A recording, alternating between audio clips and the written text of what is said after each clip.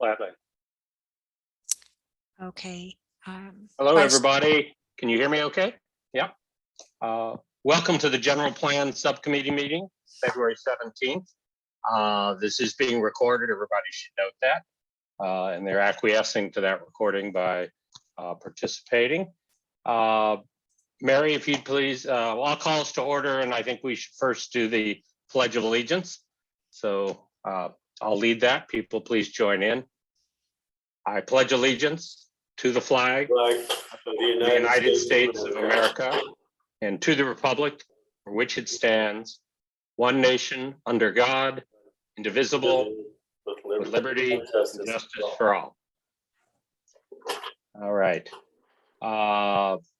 Mary, if you would please do the roll call. Yes, Vice Chair Robbins, That is me here. Aye. Committee Member Bonilla, Here. Committee Member Chen, Here. Committee Member Nugent, Here. Committee Member Rodriguez, Here. Committee Member Walnick. Here. Excellent. Thank you, Mary. I am Vice Chair and our of the committee, and our chair, Ellen Mallory, has recently left, moved to Sacramento. Ramiro Maldonado has also departed from the subcommittee, and I'd like to note that, but thank both of them for their service to the city. They much appreciated. And I'd like to welcome our newest member, Adam Nugent, who's also on Planning Commission now, and welcome to GPS. And that leaves one vacancy that City Council will be filling hopefully shortly, and we'll add them to it. Because of this is Zoom, we're still in that area. I'm going to be a little boring for a moment and read, because I want to make sure I get this properly down for everybody. So forgive me as I drone. But because we're still in physical distancing protocols, we're really trying to handle public participation remotely. Information on how to provide public comment was at the bottom of the published agenda. I will repeat that. I've been asked to do that. There are basically two ways to participate. One is to join the Zoom meeting and clicking at the link at the top of the agenda. Presumably anybody who's on Zoom now has already done that. There is a raise your hand button at the bottom of your Zoom screen when it comes time for public comment if you wish to participate. For those who are phoning in, there's a number that presumably you've already seen, but if you need to pass on to somebody who's trying to get in, that phone number is 408-638-0968, 408-638-0968. And then there's some ID numbers. The meeting ID is 882-1284-5227. I'll repeat that, though it is on the bottom of the agenda. 882-1284-5227. The passcode is 502931. 502931. For the phone-in folks, when you are interested in participating at public comment, you press *9 to raise your hand to be called on. When you are called upon, you press *6 to unmute, and of course, state your name and provide your comments. So just a reminder, it's *9 to raise your hand, *6 to unmute. And this should work during the public comment period. And there will be a live transcript. I'm been informed for this meeting. There is a way to do the closed caption. I believe there's a CC icon at the bottom of the Zoom menu if you want to have those subtitles. And that's the protocol. I think we'll go right into new business, and I'm vice chair, and we need to select a new chair, and I will entertain a motion from any of the current members. I nominate Cliff Robbins for chair. And thank you, Rick. And you jumped ahead of Eric, who had raised his hand and I didn't call on. Sort of, but Fine, I'll go along with Cliff as well. okay. So that's a motion made. and Assuming you're seconded. interested. I'm willing to accept. You know, Great. I'm willing to. I think you know, I've run a few commissions, so I'm happy to do this. Happy to do it. So we need to have a vote, and I think we should do a roll call. Mary, if you would just call the names, please. Of course. Vice Chair Robbins, Yeah, I will say aye. I will vote for myself. Committee Member Bonilla, Yes. Committee Member Chen, Yes. Committee Member Nugent, Yes. Committee Member Rodriguez, Yes. Committee Member Wolnick. Yes. Thank you. I think is in order. So anyway, I appreciate that. I'm happy to officiate. Now that does mean we need a new vice chair. And it's not a particularly difficult job, but it's an important one, particularly if I can't make a meeting. Do I have a nomination for vice chair? I raised my hand. Oh, there you go. I'm sorry, Rick. Yes. Okay, I yes. nominate Commissioner Wolnick for vice chair. And I will, seeing no other hands up, I will second that motion for Heather. Any comments or other nominations? If she accepts. You're right. Heather, I how was do you waiting feel for the about that? nod. How Yeah. likely are you to miss any meetings? Yeah. I'll accept. It's fine. Very good. Okay, very good. Much appreciated. Quick roll call vote, Mary. If you would. Sure. Chair Robbins, Aye. Committee Member Bonilla, Aye. Committee Member Chen, Aye. Committee Member Nugent, Yes. Committee Member Rodriguez, Yes. Committee Member Wolnick. Yes. Passed. Excellent. Congratulations, Heather. And I'll do my best not to miss any meetings going forward. Or give you a heads up if I'm going to. Let's go on to our next item of new business, which is the real substance here. This is the land use and circulation alternatives. There will be the evaluation report. There will be a presentation. And I would like, sort of on behalf of staff, to just mention that as we listen to this presentation, there will be public comment, and then there will be subcommittee questions and discussions in that order. We should all, in my view, listen to the presentation and give some thought in our comments and questions as to what would be useful at the next step. There's a March 3rd meeting where I think we're going to really dig in to pieces here. So that would be, I think, front of mind for questions and comments as you hear the presentation. And with that, I'll turn it over to staff and the consultants. Thank you. Thank you, newly anointed Chair Robbins. Good evening, everybody. My name is Zachary Dahl. I am Deputy Director with the Community Development Department. And I am here with a number of our General Plan Update team members as we present this next phase of the General Plan Update. So Joanna, if you're able to share your screen, we can get the presentation going. Yep. 1 moment. Let me do that right now. I'm beginning.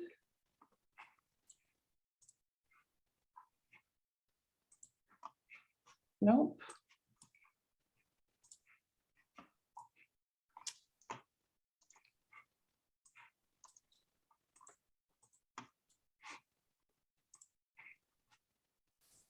Okay, here we go.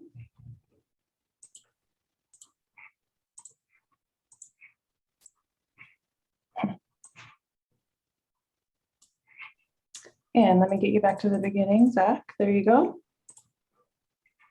Perfect. All right, is everybody able to see that shared screen? All right, thank you, Joanna. As we get started, I just wanted to take a moment to acknowledge everybody that is working on the general plan update. We have a great team to support this general plan update effort. First off, our core team here with the City of San Mateo. In addition to myself, we have Manira Sandier, our planning manager. We also have Brian Alexander, Bethany Lopez, Linda Lee, and Mary Way. We also have a larger technical advisory committee. It's comprised of over 40 staff members that represent all city departments as well as the San Mateo Consolidated Fire District. And then we have our consultant team led by PlaceWorks with Joanna Jansen and Carrie Stone. We also have Avelia Sherez with PCRC, Nick Hamilton with Good City Company, and then our other consultants include Nelson Nygaard, Kittleson and Associates, EPS, and BKF Engineers. So there's a strong team that is supporting the development of our general plan update, and really we're building off of everything we hear both from the community and our decision makers as this effort continues to move forward. Next, please. So I wanted to start with just going over the objectives, both for this evening's meeting and our next meeting on March 3rd, as they will build off of each other. So for tonight's meeting, we will be providing kind of an overview of our circulation and land use alternatives that are under consideration. We will provide an overview of the alternatives evaluation report and discuss some of the key findings that were identified as part of that report. We want to provide an opportunity for public comments and then wrap up the meeting with clarifying questions from our committee members. And really the goal is here information gathering, get all of the information on the table that you'll need, which will then bring us to the meeting 2 weeks from this evening on March 3rd, where we'll have a short presentation from staff to speak to topics or questions that were raised this evening that additional information may have been required for. Provide a second opportunity for public comment, and then transition over to a discussion and among the GPS, which really leads to input and direction that should be shared with our planning commission and then ultimately the city council, and they'll be taking up this topic later in March and then city council in April. Next slide.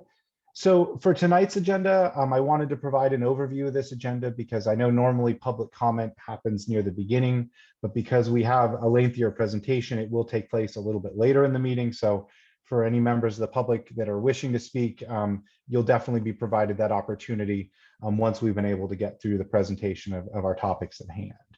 And so the presentation will consist of an overview of our background, our study areas that are under consideration, a review of our circulation alternatives, then really the new information that's going to be presented here tonight, which is our alternatives evaluation report. And then we'll be providing a summary of our community input and comments that we've received to date. Then we'll move into our public comment period to allow members of the public to speak, and then moving to committee questions and informational inquiries where maybe you're looking to learn a little bit more about some of the topics presented, and then a little overview of next steps, and then we'll move to adjourn, which we are looking for a meeting time starting now through around 9:30 or so, but hopefully we're able to get through everything on or before that time. So first off, what is a general plan? And what are we working on here as part of this general plan update? So the general plan is really functions like a community's blueprint. It's a powerful document. It really guides our growth and development decisions and many other decisions, and it provides those that blueprint over a 20-year horizon. Building off of that, it is often implemented through specific plans and the zoning code, and it consists of a number of elements that go beyond just circulation and land use. It also covers open space, recreation, safety, urban design, and other relevant topics such as environmental justice. So a general plan at its core starts with the vision statement. And for the general plan update, we do have a vision statement that was developed through a robust community engagement process in the earlier years of this process. And it really outlines the following. San Mateo is a vibrant, livable, diverse, and healthy community that respects the quality of its neighbors, fosters a flourishing economy, is committed to equity, and is a leader in environmental sustainability, and defines the community's values as diversity, balance, inclusivity, prosperity, and resiliency. And so at its core, that's what drives the general plan. So where are we now? We've started a couple years back, and right now we're moving toward the wrap up of our evaluation of our land use and circulation alternatives, with the goal of selecting the preferred land use and circulation scenario, and that is scheduled to occur before our City Council on April 18th. And then you can also see, and then we'll be moving to our goals, policies, and actions, and with a target of having a general plan ready for adoption by the end of 2023. The housing element, which is obviously a very important element in our general plan, because of state timeline requirements, is running on a parallel but slightly separate track, and it is slated to be adopted and certified by the beginning of 2023. So also wanted to touch on some of the community feedback themes that we've heard to date. And this is, we have an ongoing community outreach effort, and at various points we really focus as different aspects of the general plan move forward. And really the outreach and community engagement for the topic here tonight, which is our land use and circulation alternatives, that started at the beginning of last year in 2021 with the parameters for our land use and circulation alternatives. And then we've been re-engaging with the community more recently, now that with the publication of our alternatives evaluation. And so major themes that we've been hearing during the course of this outreach effort have included traffic congestion and traffic safety, making sure we provide ample affordable housing, transit improvements, pedestrian improvements, making sure there's adequate parking provided, and also fostering community as a whole through community events, activities, and parks and open space. So now, as we move into an overview of the alternatives process, I'm going to go ahead and turn it over to Joanna Jansen with PlaceWorks. Thank you so much, Zach. Hi, everybody. Good evening. As Zach said, my name is Joanna Jansen. I am a principal at a consulting firm called PlaceWorks, who is helping the city with the general plan update and leading the consultant team supporting that effort. It's a pleasure to be here with you tonight. And I wanted to start off by explaining a little bit about the general plan land use map, since that's really what all of this is about, and the land in terms of the land use alternatives process. This general plan land use map is part of the land use element in the general plan that Zach just described, and it sets the groundwork for what can be built where and at what intensity. The decisions that are made in the general plan land use map by these designations are then further implemented in the zoning code and the zoning designations, and that's really dependent upon what is on the general plan land use map. So the general plan land use map has a very strong role to play in how San Mateo will look and feel in the future. And the land use alternatives process is our process for considering where changes might be made to this map as part of this general plan update. We started this process by choosing 10 study areas that you see in the map on the right-hand side of this slide, and we then developed a range of 3 alternatives for each one of those study areas and checked in with the community and council to finalize those alternatives. We have now done the next very important step of evaluating and comparing those alternatives, and we're going to be sharing those findings with you tonight. Based on those findings, we're asking for input from the community, from you as the GPS General Plan Subcommittee, and from Planning Commission and City Council to then mix and match the best ideas or components from the alternatives to create what we call a preferred scenario. And that preferred scenario will then become the basis for the updated general plan land use map which will cover the entire city and which will also tie in very closely to the future transportation network in San Mateo and other questions about infrastructure and services. Very big picture, the 3 land use alternatives that we created use the different range and assortment of land use categories to result in different potential development outcomes. And the main way that they're different is in the amount of residential growth that the 3 alternatives consider. So alternative A would add about 11,000 new homes to San Mateo. Alternative B would add about 16,000 new homes, and alternative C would add about 21,000 new homes. As you can see in the bottom row, so the middle row of this table then shows the population estimates that would go along with that. All 3 alternatives use the same assumptions about population per household. So that's a proportional increase across all 3 alternatives. And then all 3 alternatives include roughly 15,000 new jobs added to what is in San Mateo today. This is because we really, as we did the process that Zach talked about and that I outlined on the previous slide, the question that kept coming up most frequently over and over again was about the appropriate amount of housing that San Mateo should plan for in the future. We didn't hear a lot about either significantly increasing job growth or significantly slowing or decreasing job growth. And so we want to test the outcomes of sticking with kind of, historical trends of what would be likely to be expected from job growth without any significant intervention from the city against these different range of possible residential growth. And I'll talk more about what that means for jobs housing balance later in the presentation. This is the map version of the 3 alternatives. Obviously, these maps are much too small a scale for you to read, but you can see here side by side how the 3 alternatives have different colors or different land use designations across all 10 of the study areas. So they use the same 10 study areas for their building blocks, and then they consider different possible land use combinations within those 10 study areas. Again, areas outside of these 10 study areas will be covered by the updated general plan. They're covered now by the city's general plan.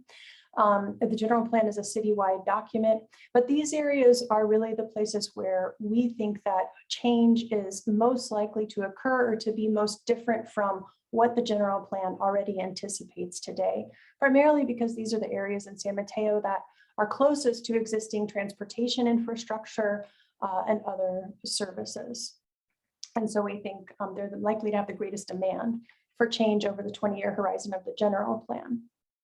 So Zach mentioned that we're going to have a couple of different breaks for the general plan subcommittee or GPS to ask questions as we go through this presentation. It is a lot of information, so we want to check in with you a couple of times to make sure that we're communicating clearly and give you a chance to ask questions. So this is the first one of those breaks, and it's an opportunity to ask any clarifying questions about what we've presented so far.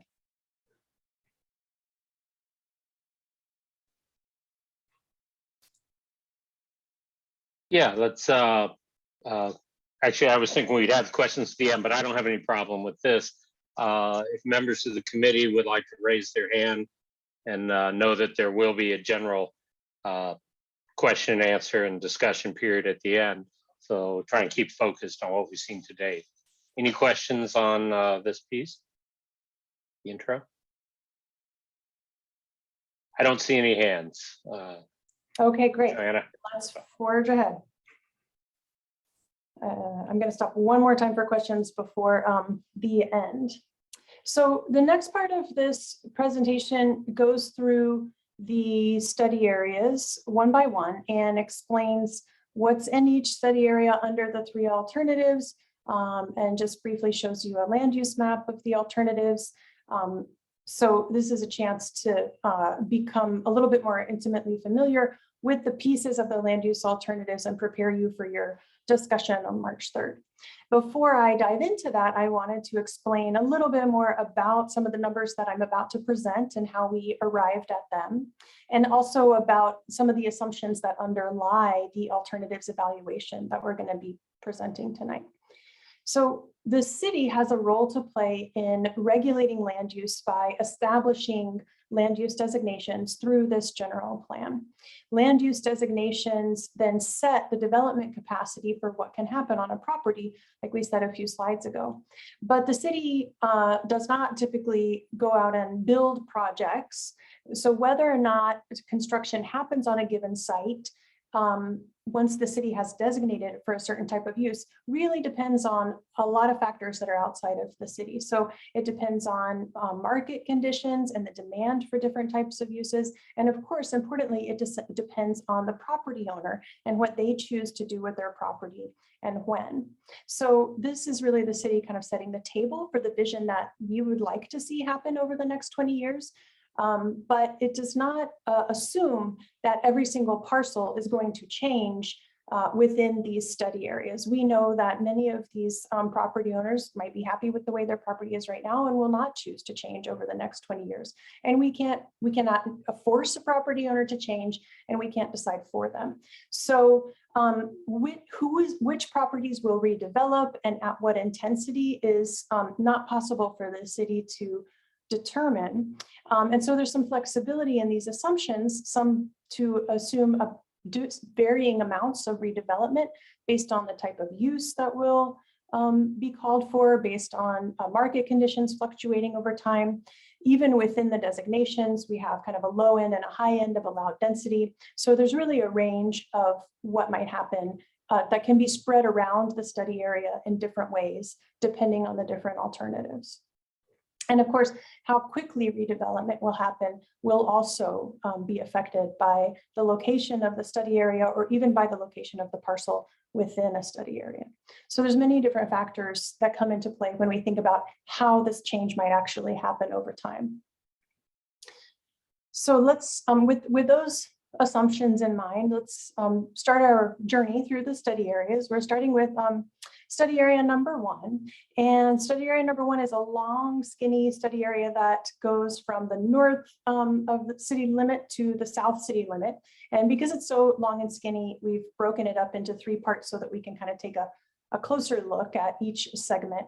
The numbers on the slides about study area 1 are for the totality of study area 1 from north to south. But then the descriptions that you're going to see are just for each individual segment.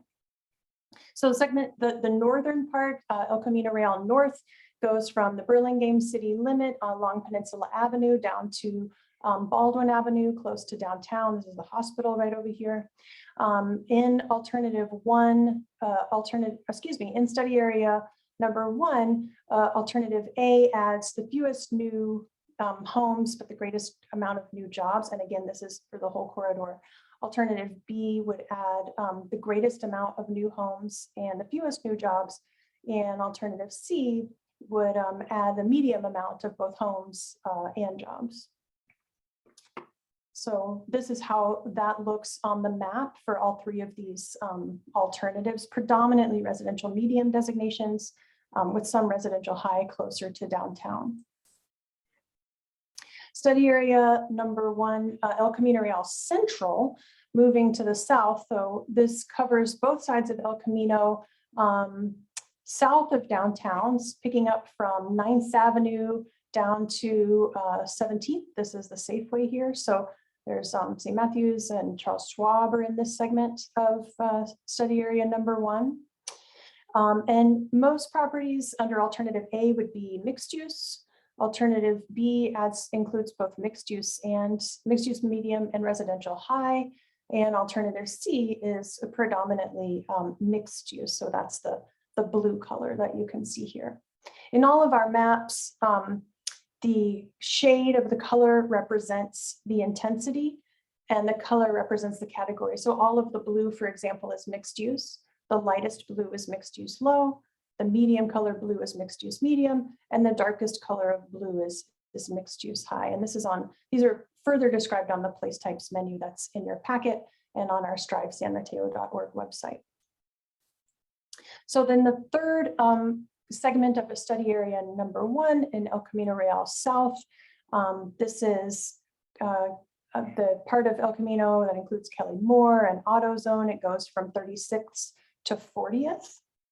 And here we have under alternative A, mostly commercial on the west side of El Camino Real, mostly mixed use low under alternative B, and a combination of mixed use low and commercial neighborhood, that's the red color, under alternative C. So again, kind of a mix of different permutations of mixed use low and commercial uses under the three alternatives. Moving on to study area number 2. This is just south of the area we were just looking at, from 39th down to the city limit with Belmont, and it includes, of course, the area with Molly Stones and Bel Mateo Bowl. It also includes these blocks that are east of the Caltrain tracks. In this study area, alternative A adds the fewest number of new homes, but all of the alternatives would consider some transition from the predominantly commercial area here to some amount of residential or mixed use. And so that's why you see in this study area these actual negative job growth, because we would have, in some cases, purely commercial uses replaced by uses that are have less commercial and more residential. So alternative A would add the fewest amount of new homes. Alternative B would actually add the greatest amount of new homes and therefore have the least or the greatest decrease in jobs. And alternative C is kind of in the middle of both of those two in this case. And here's how that looks on the map. Alternative A in study area number 2 is really mostly residential with a couple of pure commercial parcels. Alternative B includes both residential and mixed use. And alternative A includes the greatest amount of new mixed use in this area. So moving on to study area number 3, this is the rail corridor area. This is our largest study area. It's pretty expansive. It goes from the Hayward Park Caltrain station to the Hillsdale Caltrain station and the Hillsdale Mall. And it also includes the Bay Meadows area. All of these alternatives are consistent with the adopted Bay Meadows specific plan. And all 3 of the alternatives, as you can see in the table at the bottom of this slide, would foresee significant growth in this area, especially given that it includes 2 Caltrain stations. All alternatives have a mix of commercial, residential, office, and public uses. Alternative A would have the lowest amount of new homes and the lowest amount of new jobs. Alternative B would be in the middle of both housing and job growth. And alternative C has the highest amount of both housing and job growth in study area number 3. And again, this is a large area, so a lot of different designations here, different densities among the 3 alternatives. In study area number 4, this is the area that covers downtown San Mateo. This study area goes from Tilton Avenue down to 9th Avenue.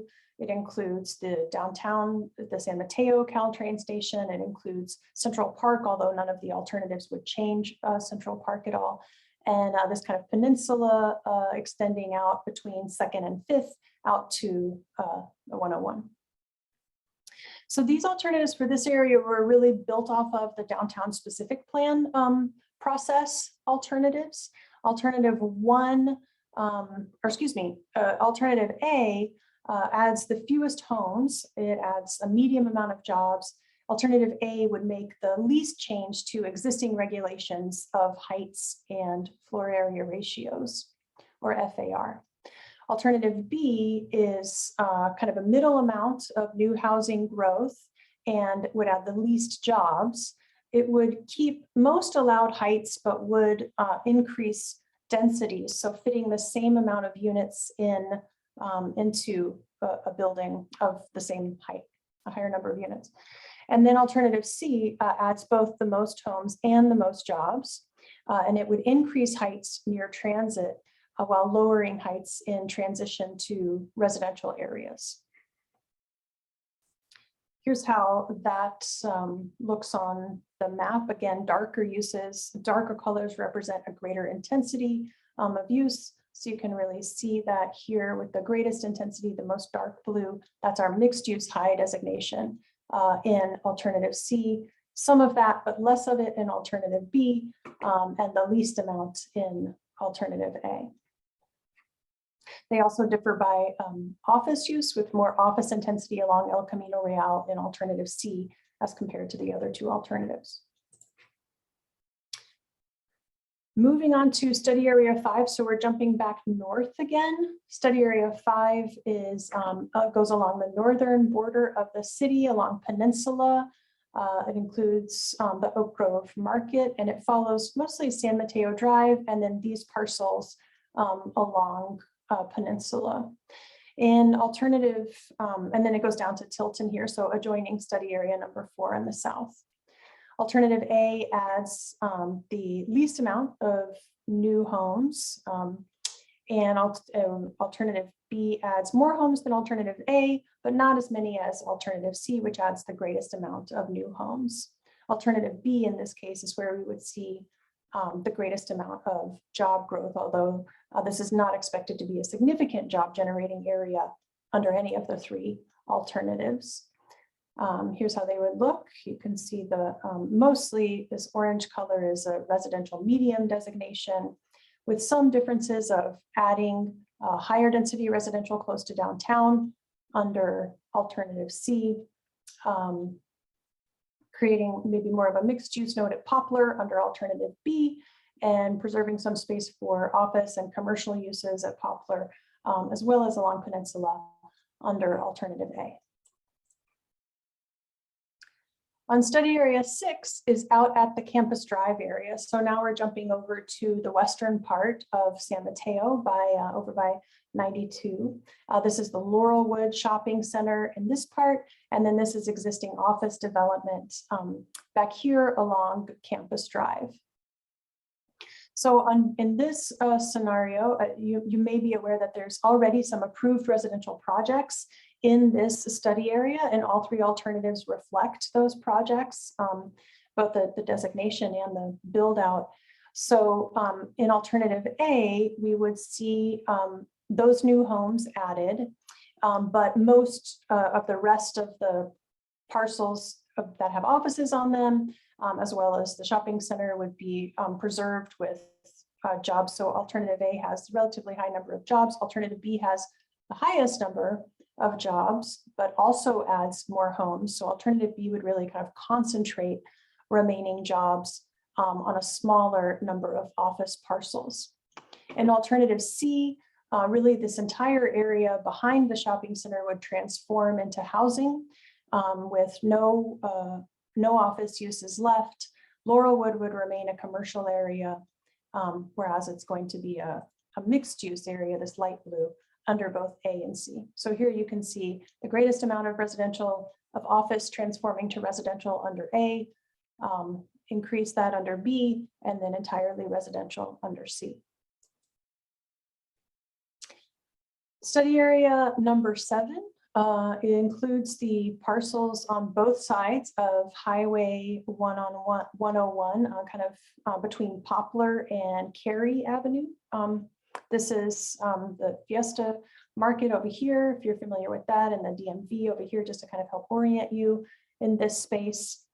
Alternative A would, again, add the fewest number of new homes. This is also an area where under all alternatives, we're looking at a transformation from a predominantly commercial area to an area that would include significantly more housing than it does today.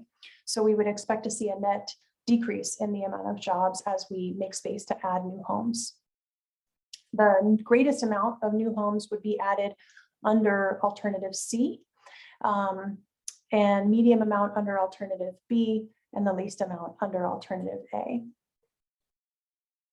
So alternative C, here's how the land use maps look for those. Again, residential medium is common through all alternatives. There is some difference here about where Fiesta Market is either mixed use low, medium, or high across the different, the 3 different alternatives. And A would preserve the greatest amount of existing commercial service uses. So these are things like auto repair shops or kennels, And that's this pink color here. A preserves or maintains the greatest amount, still some left in both B and C, but less so. Study area number 8 includes this area kind of around the Highway 92 and 101 interchange. This is where the Marriott is, and on the other side of 101, the Parkside Plaza. In this case, alternative A would add the greatest number of new jobs with significant job growth here, while alternative B in this case would add the greatest number of new homes, although not so many more than alternative C. All 3 of the alternatives would allow a mix of office, residential, and mixed use, and also some more of those commercial service uses to reflect existing uses like we talked about in study area number 7. Some of this office high development is already here. And so these alternatives would continue that intensity. Then study area number 9, also kind of around one of the interchanges, in this case at 101 and Hillsdale Boulevard. So going from the Marina Plaza Shopping Center on the east side of 101 and including the Hillsdale Inn on the west side of 101. Alternative A adds the greatest number of new jobs in this area, but just very similar to the number of new jobs in alternative B. Whereas in this case, alternative B adds the greatest number of new homes, and alternative A adds the least new homes. Here's how that looks on the map. So the shopping center in A remains a kind of commercial regional destination in B that would transform to a mixed use medium, and C also includes sustaining commercial uses at the shopping center. And then finally, study area number 10, this is out at the Bridgepoint Shopping Center along Highway 92 and also the parcels across 92 from the shopping center. So in this case, based on the feedback that we heard through our community process of formulating the draft alternatives, we actually ended up with all 3 alternatives being the same for the number of homes and residential development. There's some slight differences in job growth in the 3 alternatives. And all 3 alternatives also have pretty similar land use maps for Bridgepoint. So in study area number 10, all 3 alternatives really foresee a significant transformation of the shopping center and retail parcels to, this is our mixed use high designation, this darkest blue color. Maintaining some of the office uses that are out here in this area today. This is the darkest purple is office high, this magenta is office medium, but also some transformation consistent with the existing residential medium designation or development that's already here in some parts of this area. That might expand to other sections of study area number 10, but really a significant increase in mixed use. And this is a place where this is a large enough parcel in this central area or set of parcels to really create more of potentially like a village feel. So that concludes the walkthrough of the study areas one by one. I know again that that's a lot of information to absorb, and we went through that relatively quickly, although probably not quickly enough for everyone. But I want to make sure that you know there's also another tool that you can use to investigate these alternatives. There's an online model that compares potential height and massing within selected study areas. It doesn't include every single one of the study areas, but it's one way to compare the potential outcomes of the alternatives. And it uses the same colors that are on the land use maps that we've just been looking at, and really shows you the envelope of building height and massing that would be possible. So the use of the building is really shown by the color. Orange is residential and blue is mixed use. But please bear in mind that these are not actual buildings. These are not structures. These are really envelopes in space that would be filled by a much more detailed and nuanced actual building. But this is one way to compare the 3 alternatives. And that's available online at our website. Our website is here at the bottom of every slide in our presentation. It's drivesanmateo.org. I just want to be clear that, of course, none of these alternatives have been decided upon. The general plan has not been adopted. No projects have been proposed under these alternatives. So this does not represent specific proposals, but again, really the envelope of regulation that would be established under these different alternatives. And if you check this out at strivesanmateo.org, you can change your viewpoint. You can look at them from the street level or from a bird's eye view, and zoom around and move your vantage point and get a better sense of the alternatives. So I hope that'll be a useful tool for folks as they understand these alternatives better. Before we move off of talking about the land use alternatives, I also wanted to just say a little bit more about the relationship between these designations that you've seen and the housing element, which has been going on throughout the time that we've been working on this alternatives evaluation. So the housing element is a legally required part of the general plan. As Zach said earlier, it's on its own timeline to meet state imposed deadlines. It is required to identify sites to accommodate 7,015 new units, where those 7,000 new units can be located within the city of San Mateo within the 8 years from 2023 to 2031. So these numbers come to the city from the state and then from the regional agencies to ensure that California as a whole is able to accommodate housing for people at all income levels. And in addition to the 7,000 units that we're required to identify space for, we also need to identify a buffer in case, as I was saying earlier, some property owners decide not to develop. We want to make sure we have not exactly 7,000 units, but a little bit of extra room for things to emerge differently over time. All of our study areas, except study area 1 North, that very first one we looked at, do include sites that the housing element process has identified as housing element opportunity sites, the places that could accommodate future housing. So we have coordinated with the housing element team to make sure that all of those housing opportunity sites are designated in all 3 of our alternatives to allow multifamily housing at an appropriate density.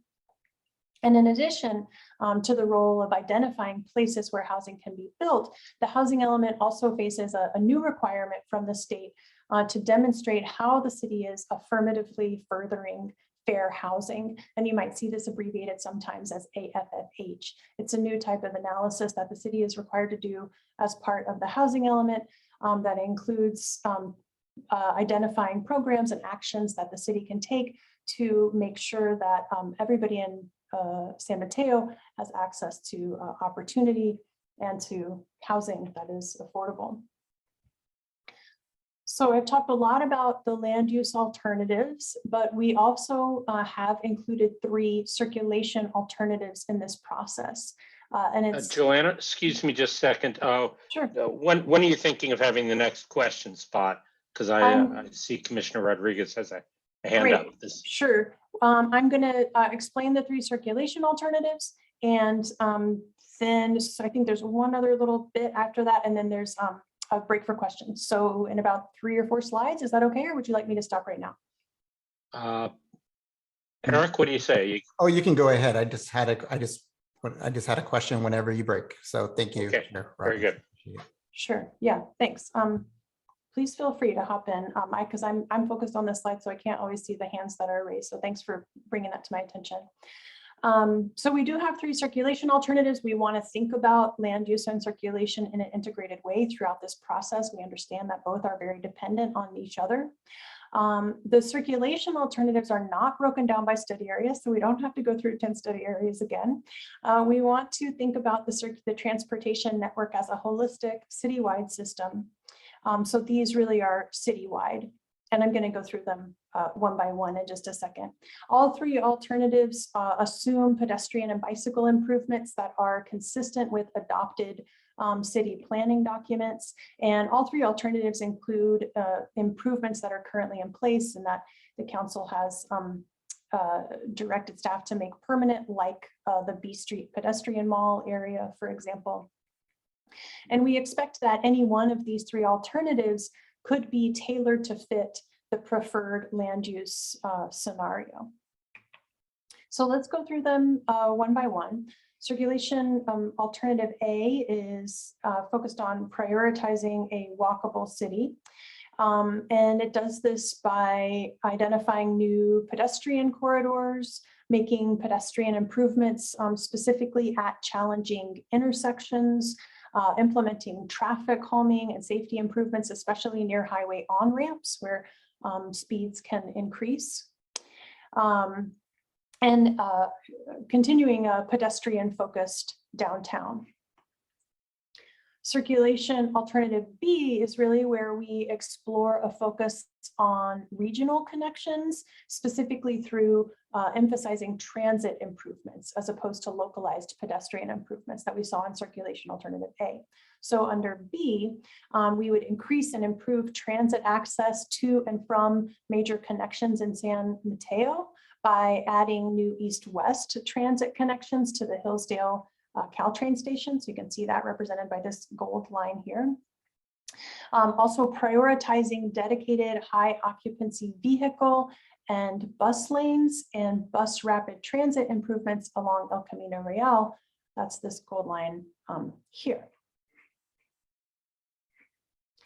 And the alternative C is really combines both the local pedestrian improvements and the regional transit improvements from alternatives A and B into a single package. Again, it would include pedestrian focused improvements downtown.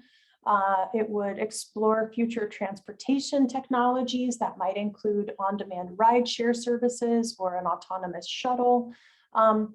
And as we went through the process of creating and talking about these alternatives with the community, many people said, that seems great. Why can't we have it all? I like all of these ideas. And that's a perfectly fine response. But what we want to start making sure we're being clear about is that all of these types of improvements are likely to need to take place within the same finite right-of-way. There's many parts of San Mateo where existing buildings and property goes right to the edge of the roadway. So we want to be able to keep those buildings for most part, and any improvements that we make, whether it's adding bicycle lanes, adding a bus rapid transit lane, adding landscaping or pedestrian refuges, all of those are going to need to take place within a limited right-of-way. And so in a lot of cases, to be able to make these kind of improvements that we're talking about in these circulation alternatives, there probably are going to need to be some decisions made about which uses to prioritize and what kind of trade-offs the city wants to accept. So that's just an important understanding as we look at the three circulation alternatives. And with that, we have arrived at our next break for questions. So it sounds like we do have some already. Yeah, thank you very much, Joanna. Let's see, Member Rodriguez first, and then Member Bonilla. Thank you very much, Chair Robbins. You know, I was, as I was going through the different, back to the housing element, and I was looking at the different scenarios, I think that overall, residents are generally divided about how they feel about housing and growth in general. But one idea that is much less divisive is our need to reduce the jobs housing imbalance. And one of the things I was struggling with when I was looking at comparing like option B to C is how is that that particular scenario compared to the other one based on how it's going to reduce the jobs housing imbalance? Because a lot of times you might think that, oh, you want to maximize housing, but then C maximizes housing, maximizes jobs. And I think if you had some sort of metric, you might be worsening the jobs housing imbalance under that scenario. And my question is there some sort of metric that we can come up with or present maybe for the next round that kind of hits at that idea of are we going to be creating more office and more housing, but making the imbalance even worse, so it's going to create the demand for even more housing in this kind of like cycle that we're never going to win? Maybe if I could all jump in, Member Rodriguez, and kind of take a first stab, and then Joanna can follow up if I've missed some points. I think there's a lot of nuance to this comparison. And oftentimes, and as we'll actually get into a little bit deeper into this presentation, oftentimes the overall jobs housing balance in the city of San Mateo actually isn't that far off. The challenge is the jobs housing fit, where the jobs and those that work at those jobs don't necessarily fit with the housing that's provided. So almost more importantly than an overall jobs housing balance is that, are we finding a balance with our jobs and the appropriate housing that those workers could afford to live in? And even beyond that, oftentimes people that live here don't work here, and people that work here don't live here. So even if we have a balance, that doesn't necessarily mean that everyone that lives here will also be working here, and vice versa. We have a certain amount of people that do both, but the vast majority of jobs, which are actually relatively balanced, and you have the traveling out and traveling in. And so I think there's a number of different things that go even beyond land use that look at policies. So yeah, I think it's a very complex problem, and we'll try to address it further.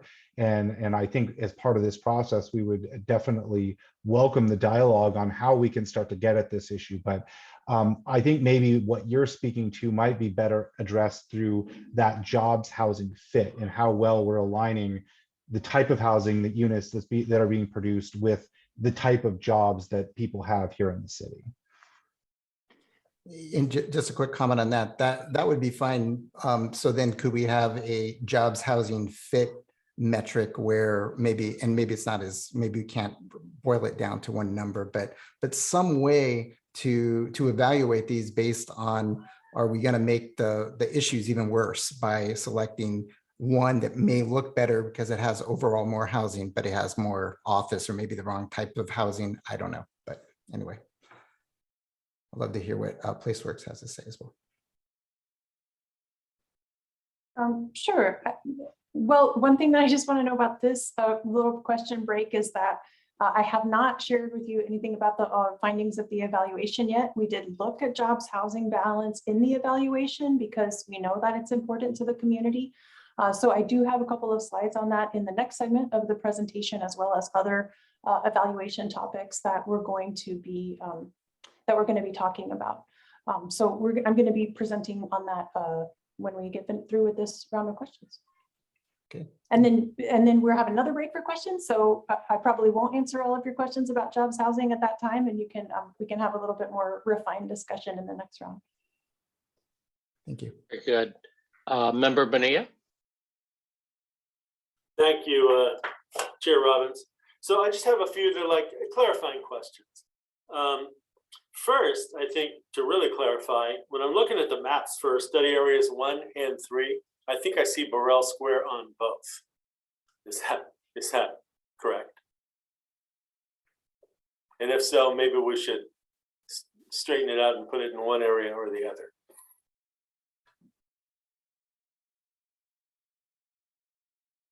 Sorry, I went back to look at the maps, and then I got interrupted by folks walking into my office here. So I'm sorry, hang on just a second. Okay.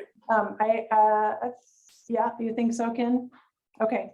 All right, we'll take a closer look at that and bring you back some revised maps next time if we need to. Okay, thank you. Next question is, does Measure Y consider or take into consideration RENA and either now or in the future cycles 6, 7, or 8? Do we know? Does it actually take that into consideration? To my knowledge, I don't think it was looking at growth that specifically, but more setting overall caps. But I think that's something we can definitely look at. But I think, as is outlined in our in the various alternatives that are before us today, I think we could be looking at challenges beyond this current housing cycle. But that's based on what we've been looking at within our study areas. Okay, good. Thank you. So when I was looking at your slide 16, and it's talking about conditions under which changes can happen. And at the bottom of slide 16, it talks about, I think, can you show that one, please? Because I think we can add something to that and help make it a little more clear also, because we're talking about things that people consider when thinking about possible changes in areas. Sure, yeah, let me get back to slide 16 and then also go back to sharing my screen. Is this the one you're talking about? Yeah, so the pace of development varies depending on location and use and economic conditions. Definitely something that is a big consideration, because it could be that, you know, we all know that construction slows down and some gets very nearly stopped during down cycles. And those can last sometimes for years. So that could affect the rate of growth here in our plan overall. And also, I'm looking at study area 6, alternative C, and that's the Campus Drive area. And I see that you see there would be no jobs growth in alternative C, and I disagree with that, because there would be 1,800, lots of construction jobs up there. Thank you. Okay. Thank you.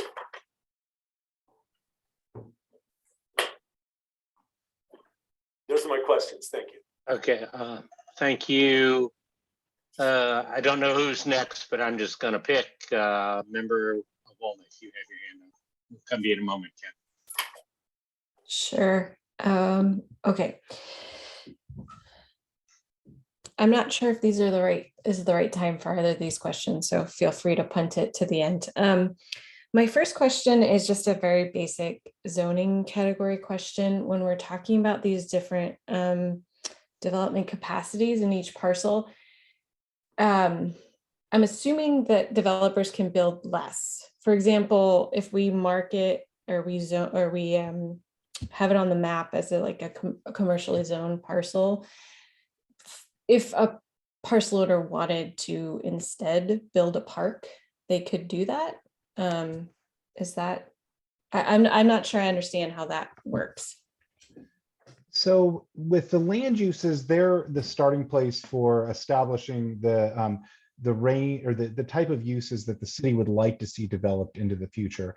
That then can get further refined as we update our zoning code and our zoning designations, which can then outline a more specific range of uses, maybe. So you might have say a mixed use designation, which then could be further refined in zoning to kind of go into the more specific uses that could be allowed both as permitted uses or as special uses. So yeah, the land use is a broader category, and then we can kind of target it a little bit more specifically with zoning. So we're just kind of setting the basic categories with the land use. And then there's also ways through our goals and policies and actions to kind of further refine how other uses might exist or be developed within these larger use categories.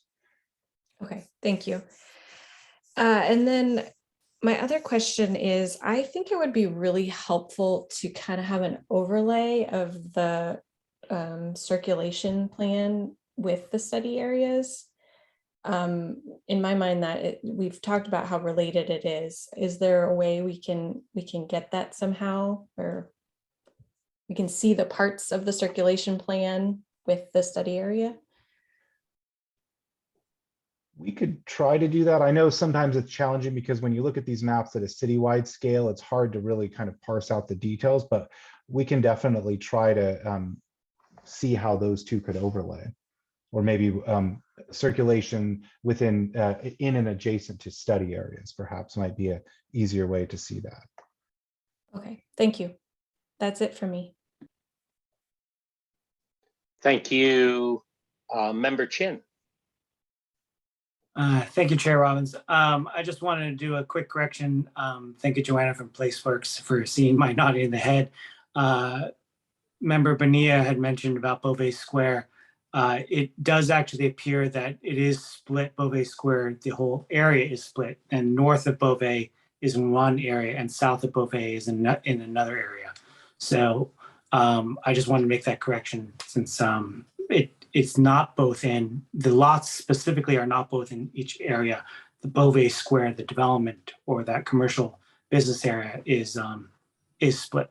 Yeah, that blue section is the area with Jack's and Rite Aid and the 24-hour fitness, and the other one is the office buildings. So yeah, so they are in two separate areas. So I just wanted to make that one correction there. And then just this real quick, easy question. in the circulation alternative C, you talked about the east-west connections along Hillsdale. What were you thinking about? My initial thought is sort of like an additional SamTrans route, and I wasn't sure what kind of east-west connections you were thinking of transit related.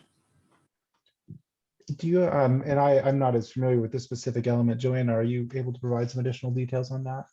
Sure, let me share my screen again.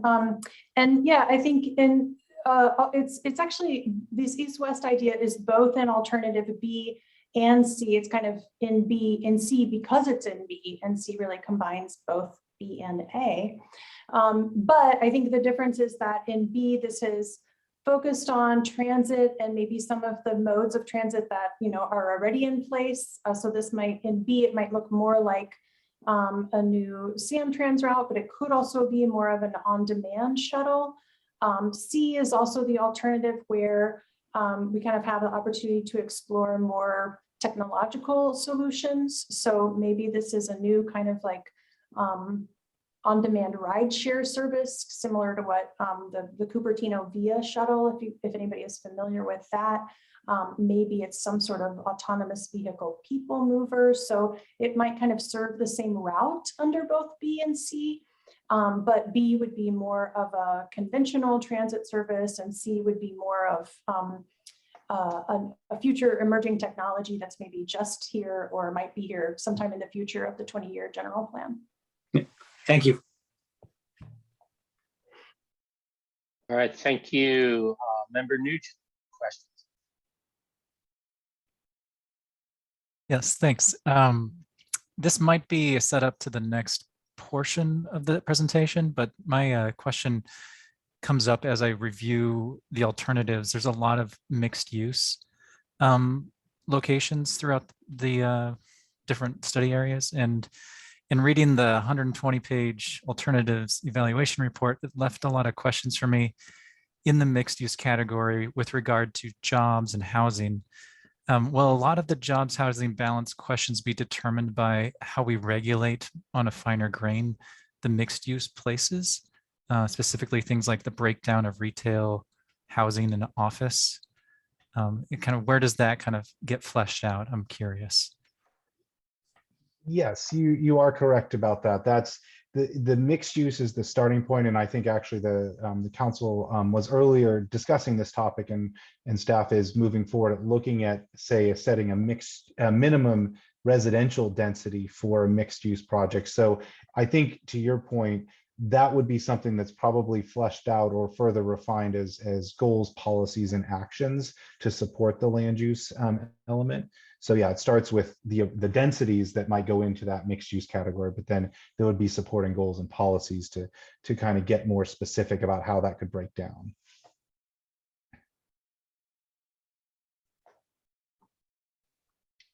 Very good, very good.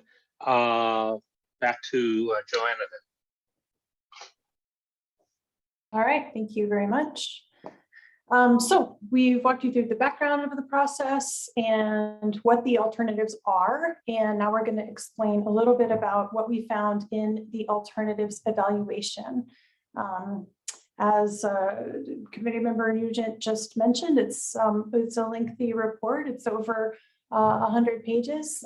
We based the content of this report really on the questions and the concerns that we heard come up over and over again as we did a community engagement throughout the earlier phases of this process.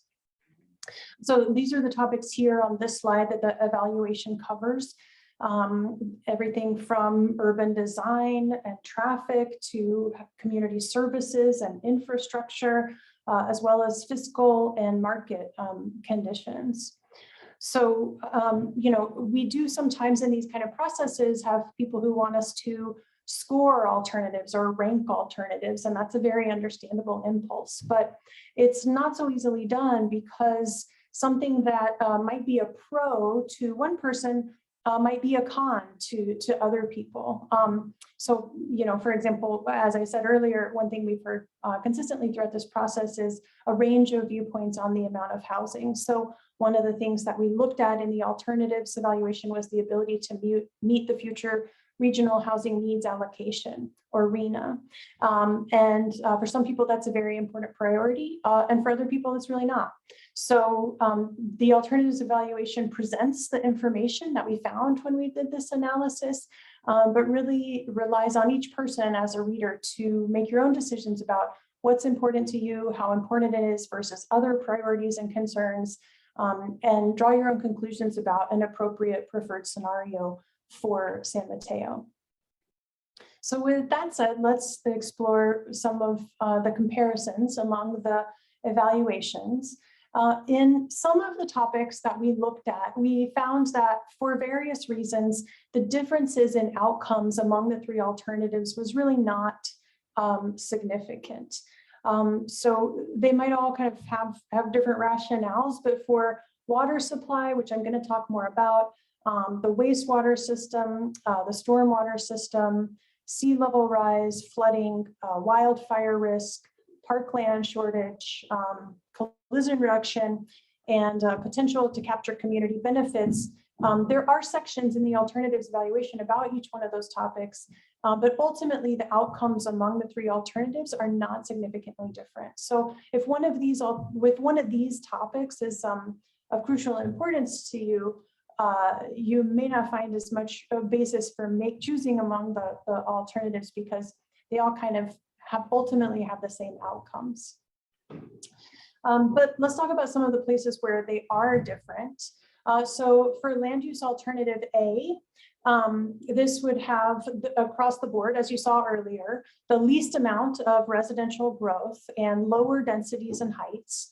And for that reason, it would likely not meet future housing needs allocations beyond the 8-year cycle that the city is working on right now, so beyond 2031. Also for that reason, it would have more jobs than employed residents. And that, as Zach said, leaving aside the question of fit or match, that is more likely that alternative A would mean that San Mateo has to import workers driving into San Mateo. The total VMT under or vehicle miles traveled under alternative A is the lowest, but it actually has the highest per capita VMT. And I have, I think, 4 slides on VMT. So we're going to talk a lot more about that in just a few slides. It also makes the fewest changes. Alternative A makes the fewest changes to the downtown historic district.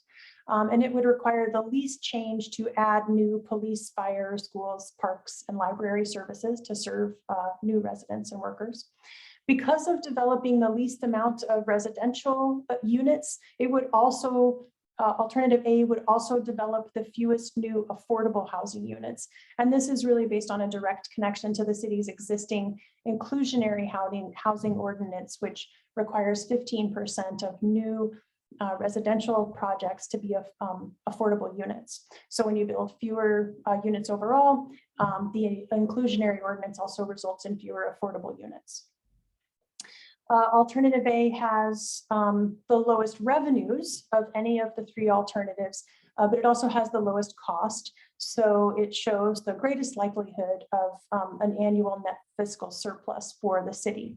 All 3 of the alternatives did show a likelihood of a net fiscal surplus annually.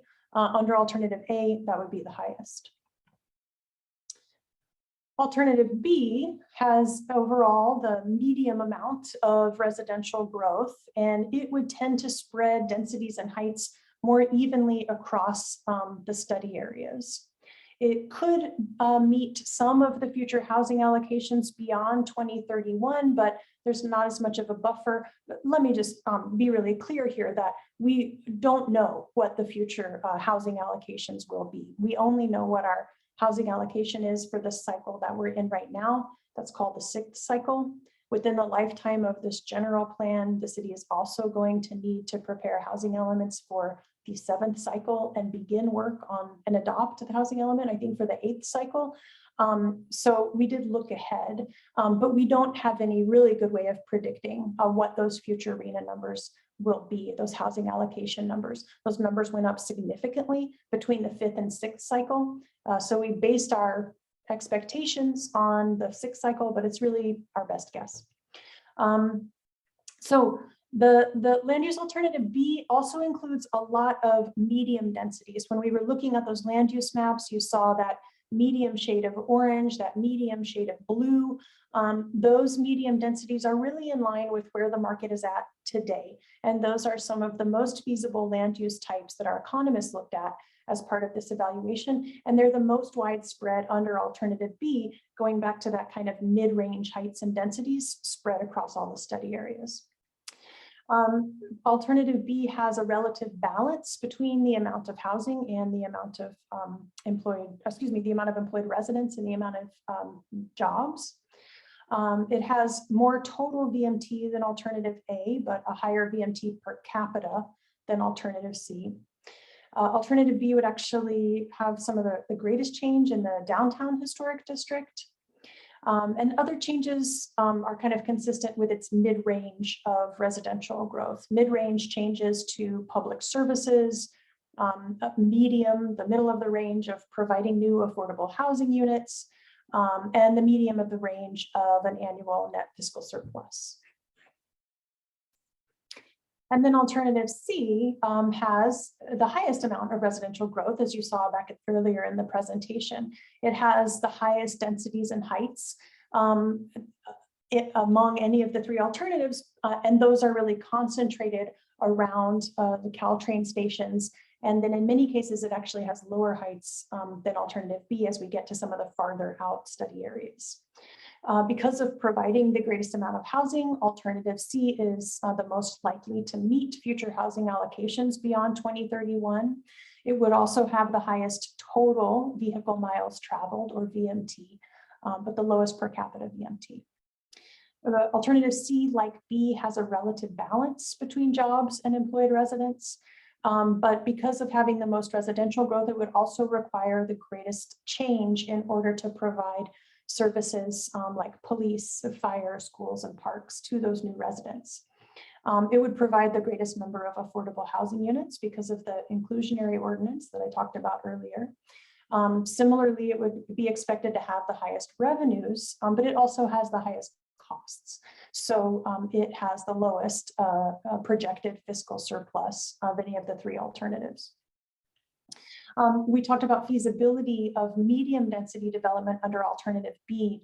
Under alternative C, those highest density designations are actually not always feasible under current market conditions today, especially when we look at the cost of construction and the need to most likely provide structured parking as part of this type of high density development. The costs of that development are very expensive. And right now, the market demand is not really high enough to support those costs or make that a feasible investment. But we think it's important to look ahead in this general plan. Of course, this is planning for the next 20 years. So while they're not feasible today, they may potentially become feasible in the 20-year life of the general plan.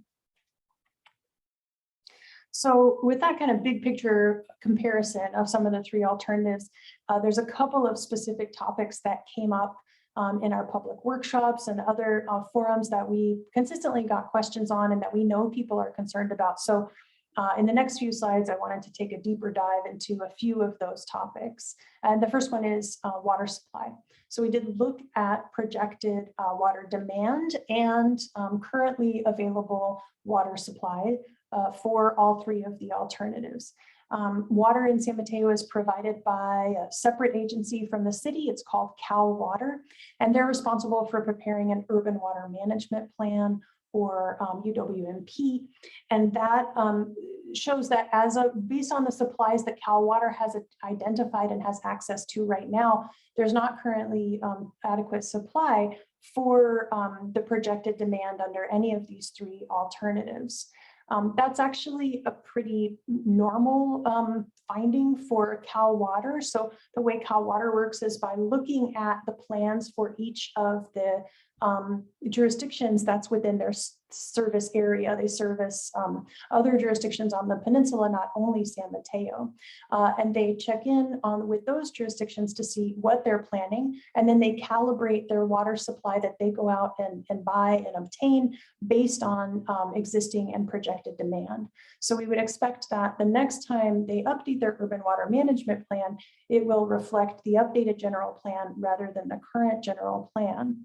And that's partially because to have access to the water source, the water supply, ratepayers need to pay for that. So the Cal Water is not in the habit of necessarily going out and obtaining water many years ahead of when they think it might be necessary. Of course, we all expect that, we know we live in California, we know water is a finite resource. We know that climate change is going to affect water supply in the future. Water conservation for many of us has been part of our lives here in California for a long time. And as a planner, I think that's only going to continue and be more so in the future. So we have seen that conservation measures, is something that we need to continually improve and get more creative with. And that's certainly something that's a big part of Cal Water's supply planning. So we think that it's possible that over time, water use per capita might even decrease with ongoing conservation measures. Another very important topic is the question of sea level rise.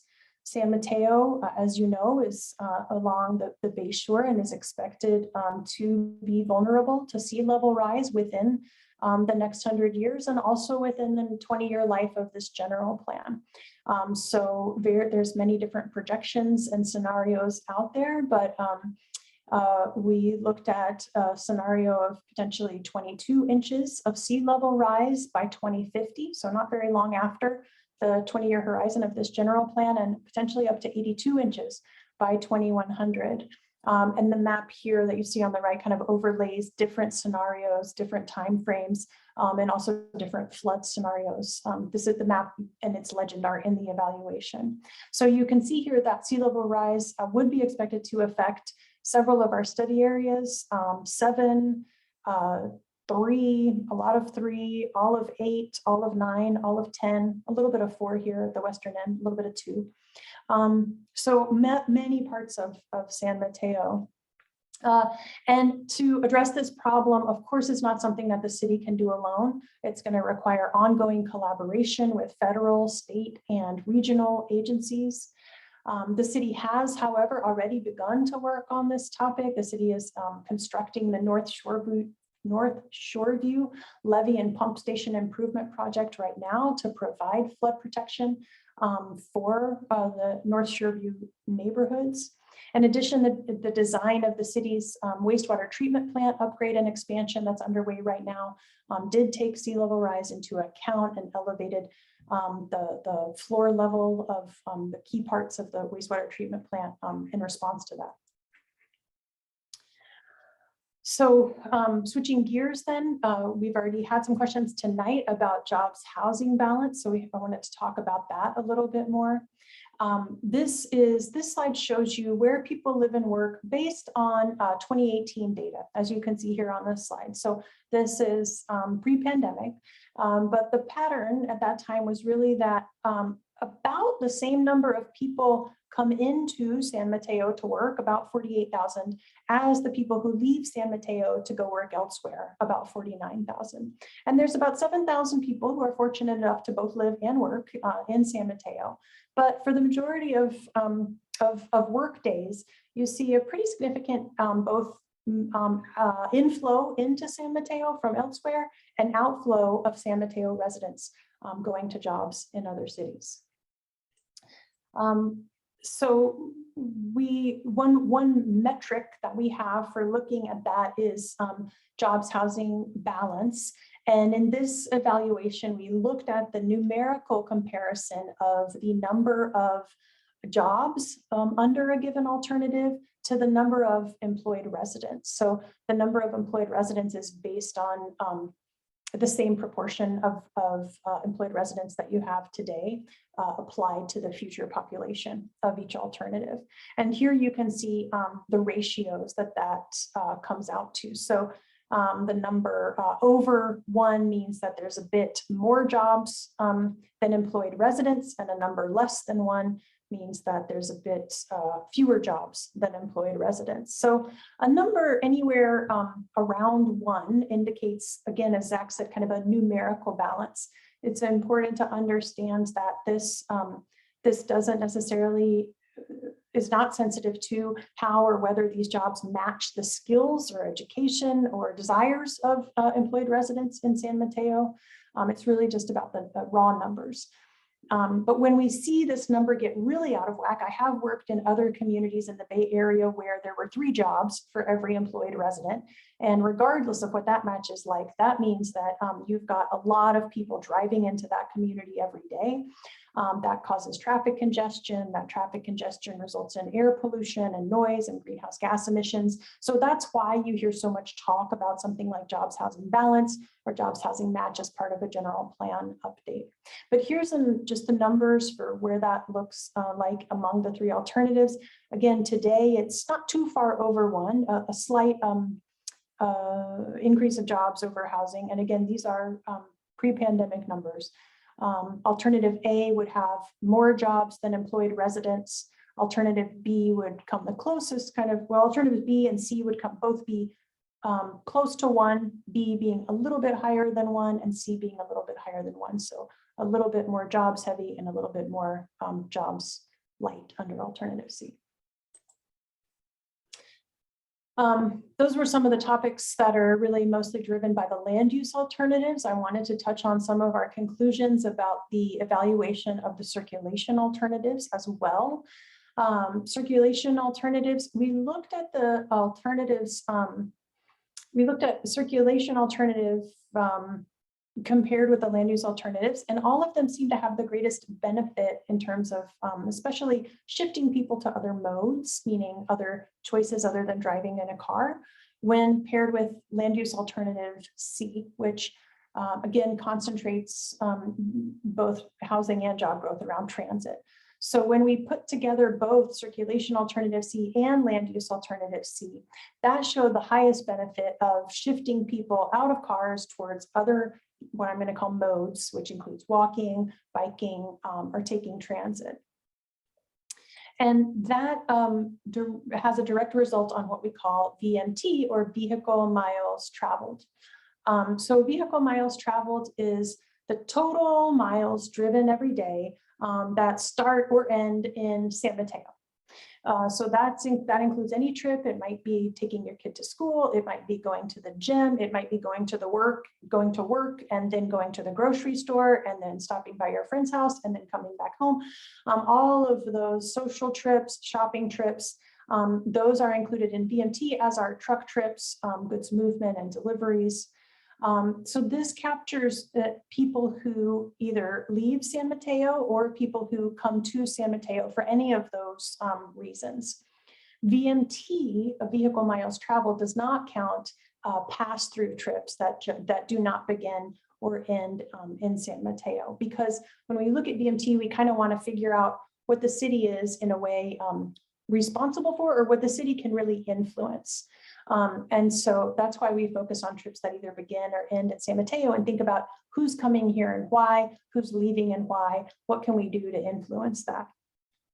VMT is calculated based on the city's travel demand model. That's like a computer model of the roadway network and the amount of development within San Mateo. And then that's kind of nested within a larger model that's maintained by San Mateo County, and that includes all of the surrounding cities in San Mateo County.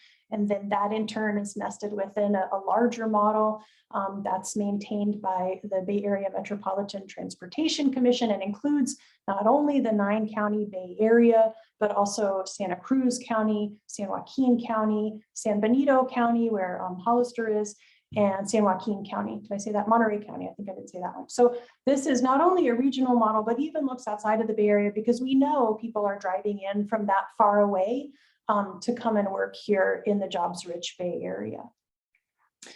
So it really looks at an extensive area to kind of understand travel to and from San Mateo.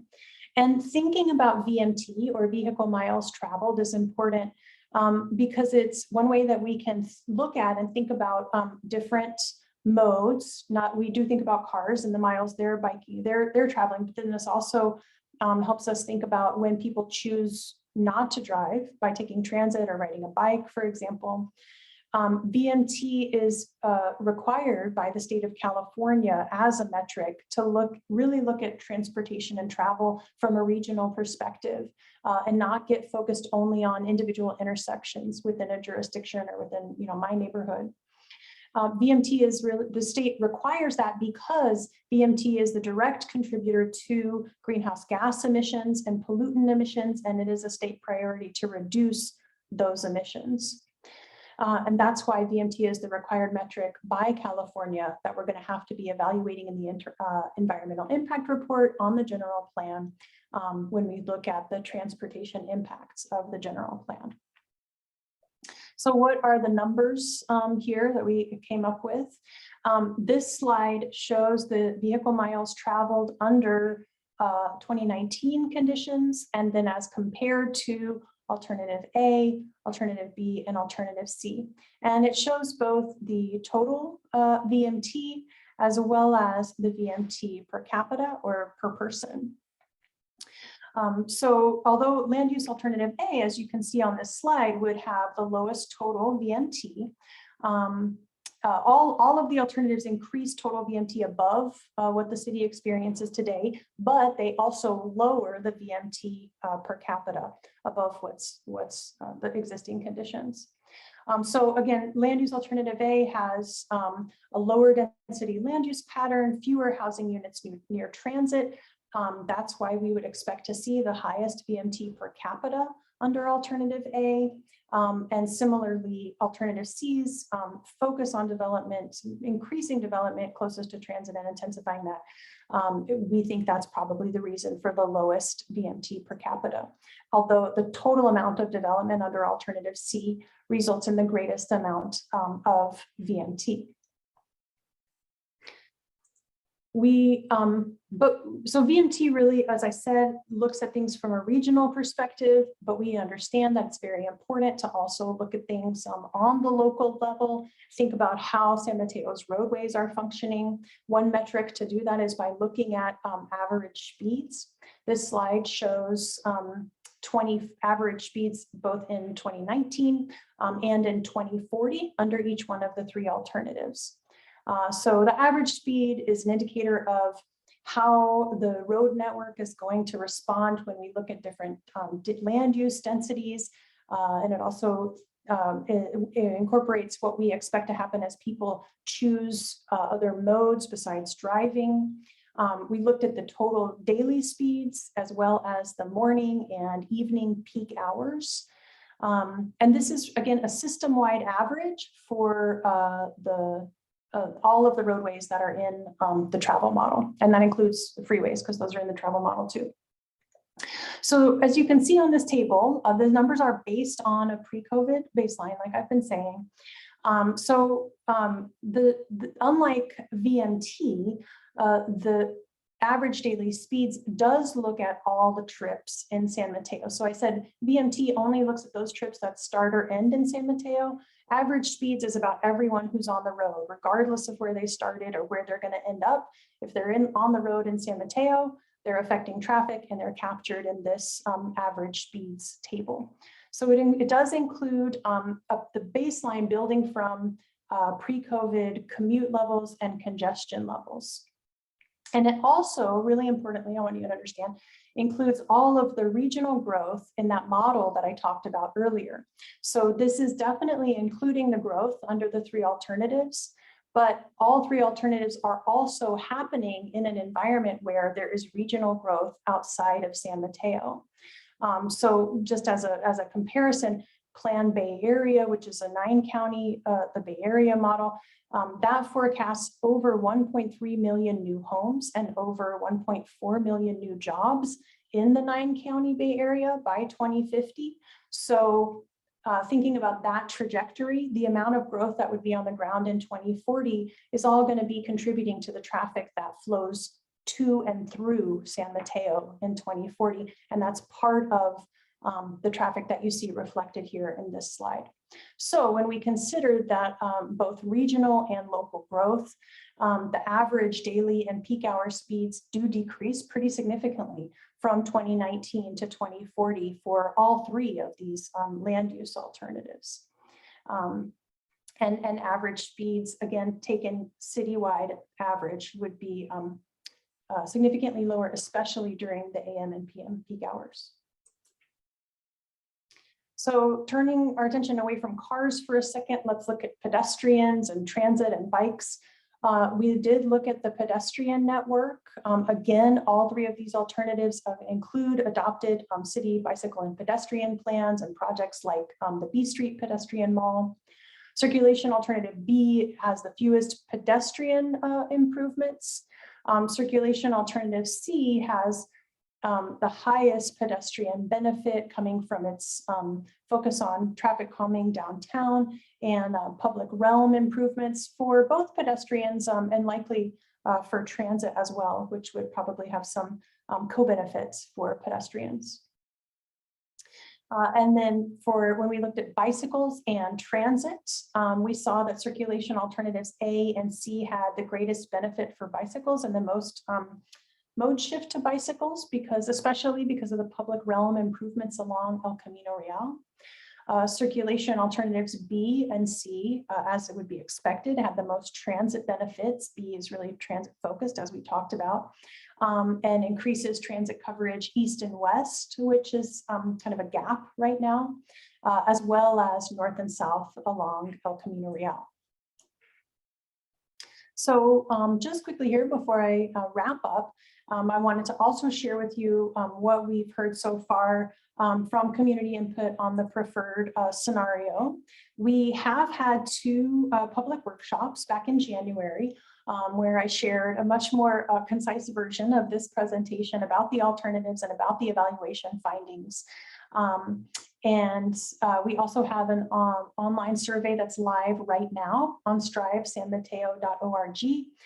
So anyone watching, please head over to the website and fill out our survey and share it with your friends and neighbors. That allows people to give input on the alternatives as a whole or go study area by study area to provide their input. So some of the feedback that we've heard so far is that people are interested on adding jobs and housing near transit or prioritizing that, increasing housing diversity really through the diversity of housing types that are in the city throughout San Mateo, not only near transit, increasing housing densities, but also hearing from folks who are very interested in balancing providing new housing, but also preserving the existing urban fabric, and people who would like to see the height limits kept as is under the voter approved Measure Y. Many people are interested in increasing affordable housing options, and of course that's a very focus of the housing element as well. Some interest in redeveloping shopping centers. Many of our alternatives consider that, and really wanting to see that however future development takes place, that we make sure that we're adding parks and community space. We've heard throughout this process that San Mateo's open spaces and community gathering places are a really important part of the community's identity, and folks really want to see that continue in the future. So just briefly again, please, next steps, we want to continue to gather input from the community on our online survey. It's at strivesanmateo.org. And then we're going to leave that up through March 7th, so still a couple of weeks to respond. And we'll have an update from you with our survey responses when we come back to you next time. And then going forward, we're going to be coming back to you on Thursday, March 3rd at another one of these virtual public meetings. We will then be going to the Planning Commission later in March, on March 22nd, and to the City Council in April on Monday, April 18th. All of the meetings on this slide are open to the public and will include time for public comment, and we welcome and encourage the community to join us. And that concludes the presentation. And now we have another opportunity for GPS questions. And then I believe following that, time for public comment and GPS discussion. Yeah, thank you so much for that. That was awesome. Much appreciated. What I would propose, if the rest of the GPS members would agree, or they can express a different opinion, is that we have a round of very short questions right now from members, and then take a short break, something like 5 or maybe 10 minutes.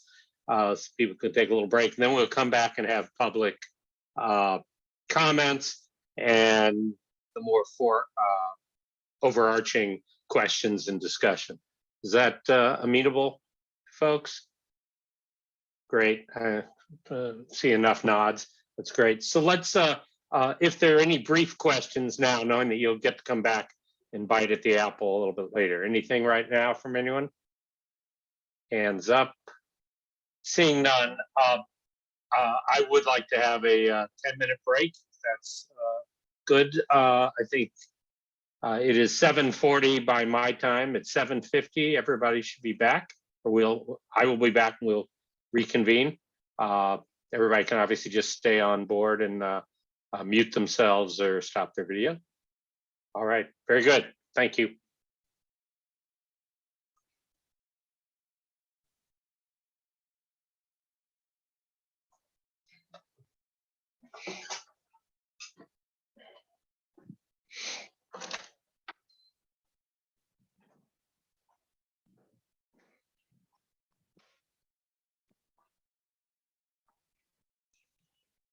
And having a short break in the site.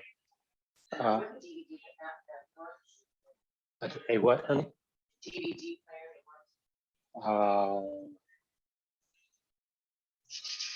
I don't know that we actually have one here. Wait, no, it should be. Yeah, I think this works. It's this one under here. Haven't used it in ages. Cliff, this is Joanna. I don't know if you can hear me, but you are not muted. Yeah. Well, I mean, the disc, I do, I think. I think the HP one does. But yeah, I think I can do that. Caroline around, I assume, somewhere?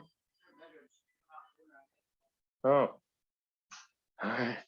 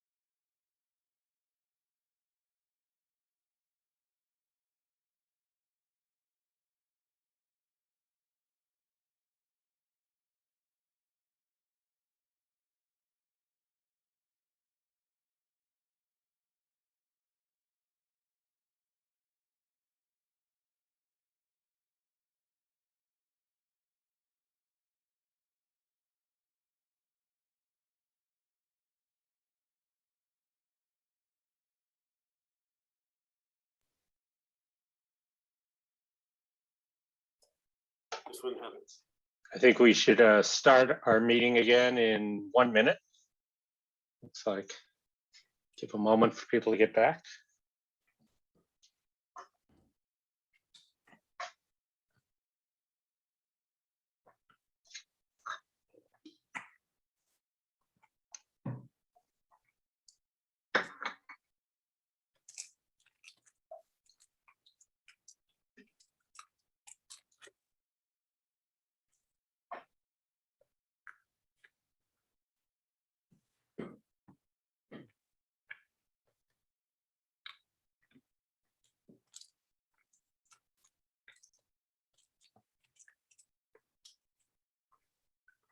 All right, welcome back, everybody. Time for public comment. And first, I'd like to see, looking on the list. Oh, there you are, Mary. How many comments do we have? Either hands raised through the phone or the Zoom mechanism? Chair Robbins, can we just give it a minute just to get everybody a chance to raise their hands? Yeah, that's a fair point. Yeah, that's I'm used to running a commission where people jump on quickly and then disappear. I had mentioned earlier, folks, you can either do your hand raise, or if you're on the phone, it's *9. Right. I'll give everybody a couple minutes to do that.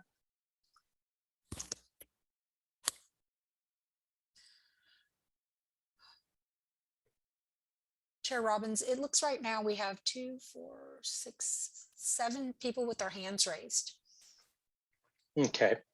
I suspect 1 or 2 may join on that.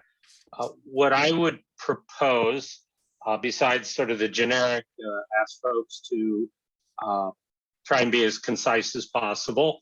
And if you find yourself just agreeing with previous commenters, maybe just say that rather than repeating it all. But with 7 folks, I think 2 minutes would probably be an appropriate length of time. The rest of the members agreeable with that 2 minutes? Sounds good. Let's go forward then, Mary, if you could call on the first person, and folks, if you would, when you do, give us your name and where you reside, at least in or outside of San Mateo, please.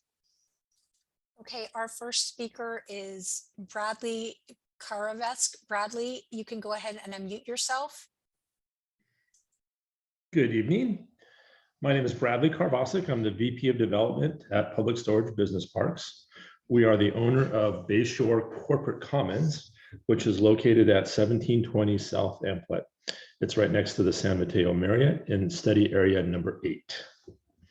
Our site is about 14.5 acres, was developed decades ago as an office park with 8 low-rise buildings totaling roughly 340,000 square feet. We submitted a letter to Zachary Dahl for your consideration that sets forth our preference for the site's ultimate land use designation that will be established in the preferred land use scenario. That's alternate B is what we're preferring. Currently, the 3 land use alternatives show the site as residential, alternatives A and C residential low, and alternative B as residential medium.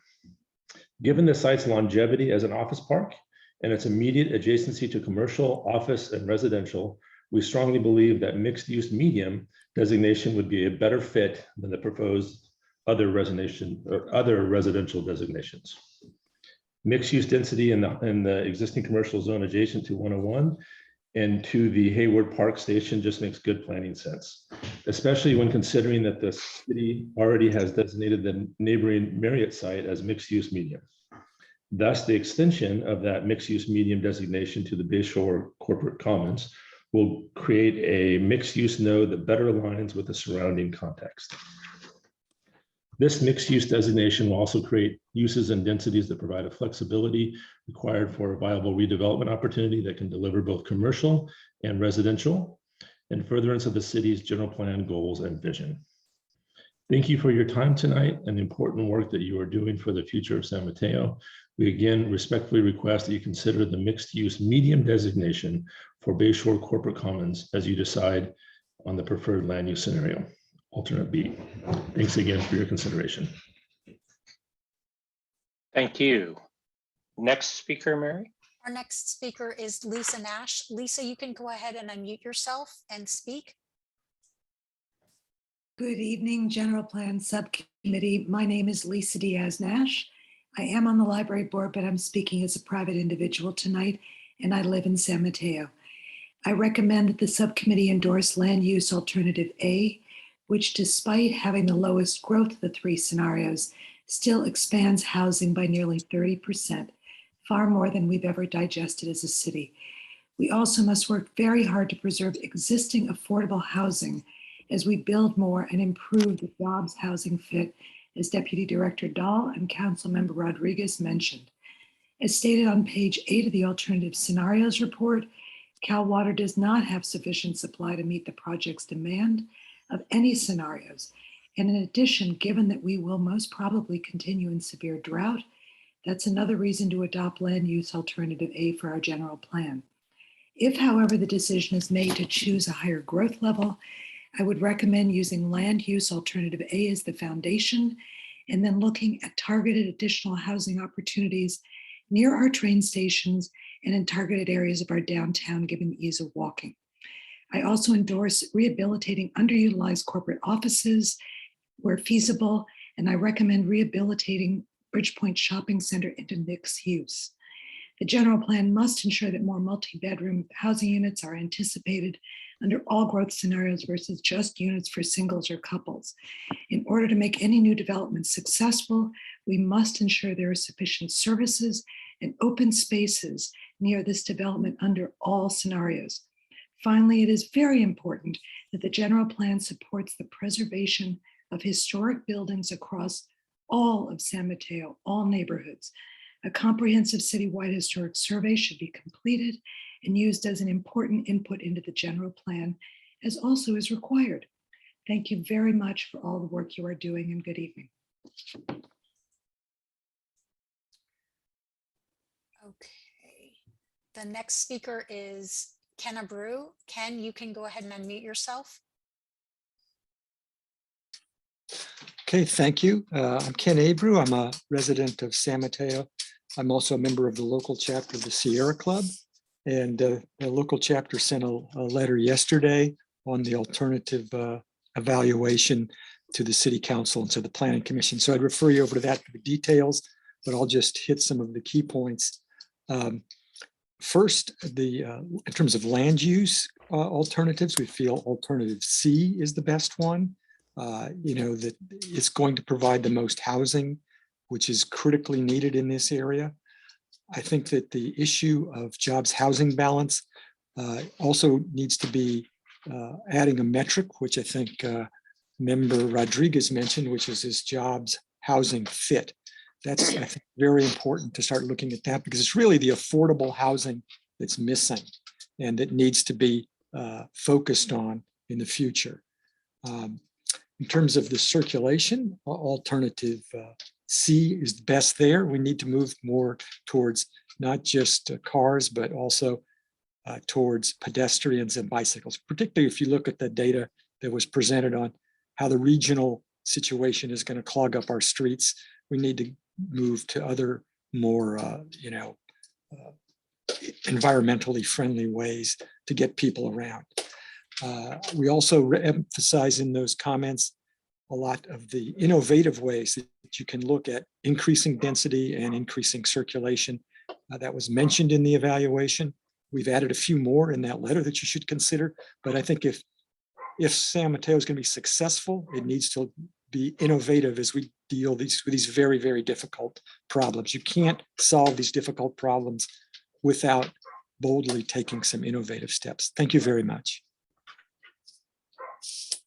Thank you very much. Next speaker, Mary. The next speaker is Mike Nash. Okay, beautiful. I'm going to go see if I can get you Oops, hold on. to work. Let me, It's our new button. there we go. I'm sorry. Yeah. I'm sorry. Ken?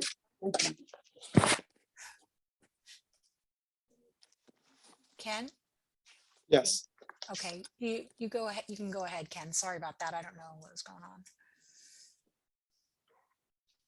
Ken spoke. I think we need I to already, mute Oh, you. I'm sorry. I already spoke. Oh, Yeah. I'm sorry. No worries. Oh, Mike my Nash, I goodness. believe, is next. Yes, sorry. I'm sorry, Mike, go ahead. There we are. Now you Sorry can. about that. No worries, no worries. These fun meetings. Firstly, I want to say congratulations. You know, this is a nice piece of work, and I know how hard it is to do these things. So I feel pretty good that there's something in this plan that everyone can like. And as we try to see that get to a point of consensus and cooperation, I think it's important to note those things. I do have a question about the analysis of the different alternatives.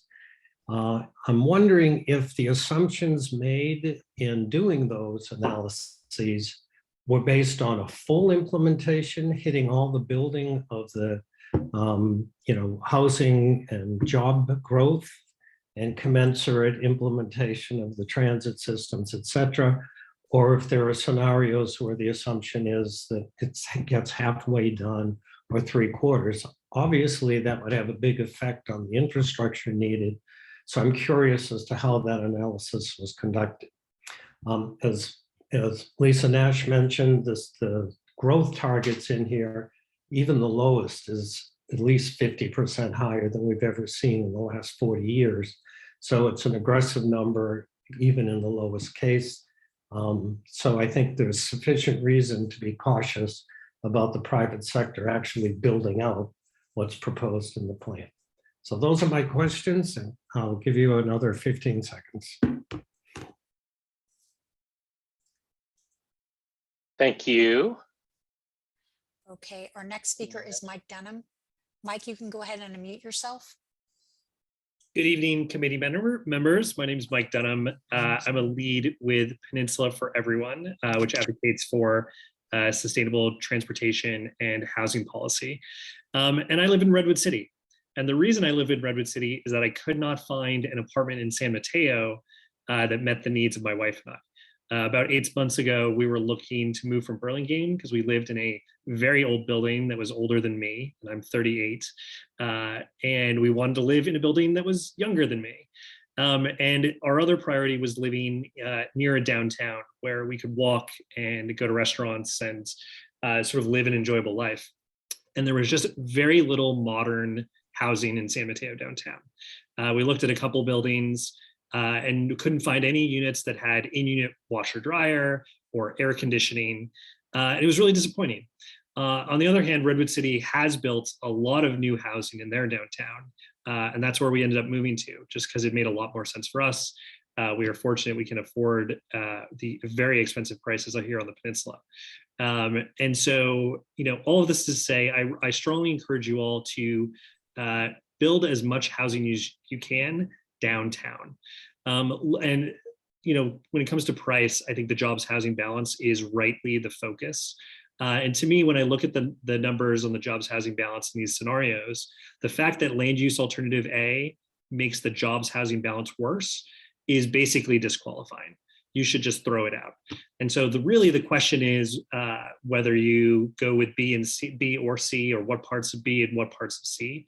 And I'd really push you all towards thinking about C, because even though you will have more homes than jobs, or the ratio is a little bit better, I don't trust cities around you to build enough housing for their jobs. So Burlingame, Foster City, San Carlos, they're adding jobs like gangbusters. Be great if San Mateo helped make the problem better to make up for what those cities are doing. Thanks so much. Thank you very much. Next, Mary. The next speaker is Lori Hyder. Lori, you can go ahead and unmute yourself.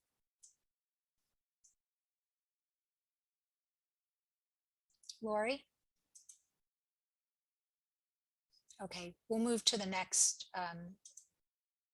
speaker. The next one is Mike Weinhauer. Mike, you can go ahead and unmute yourself.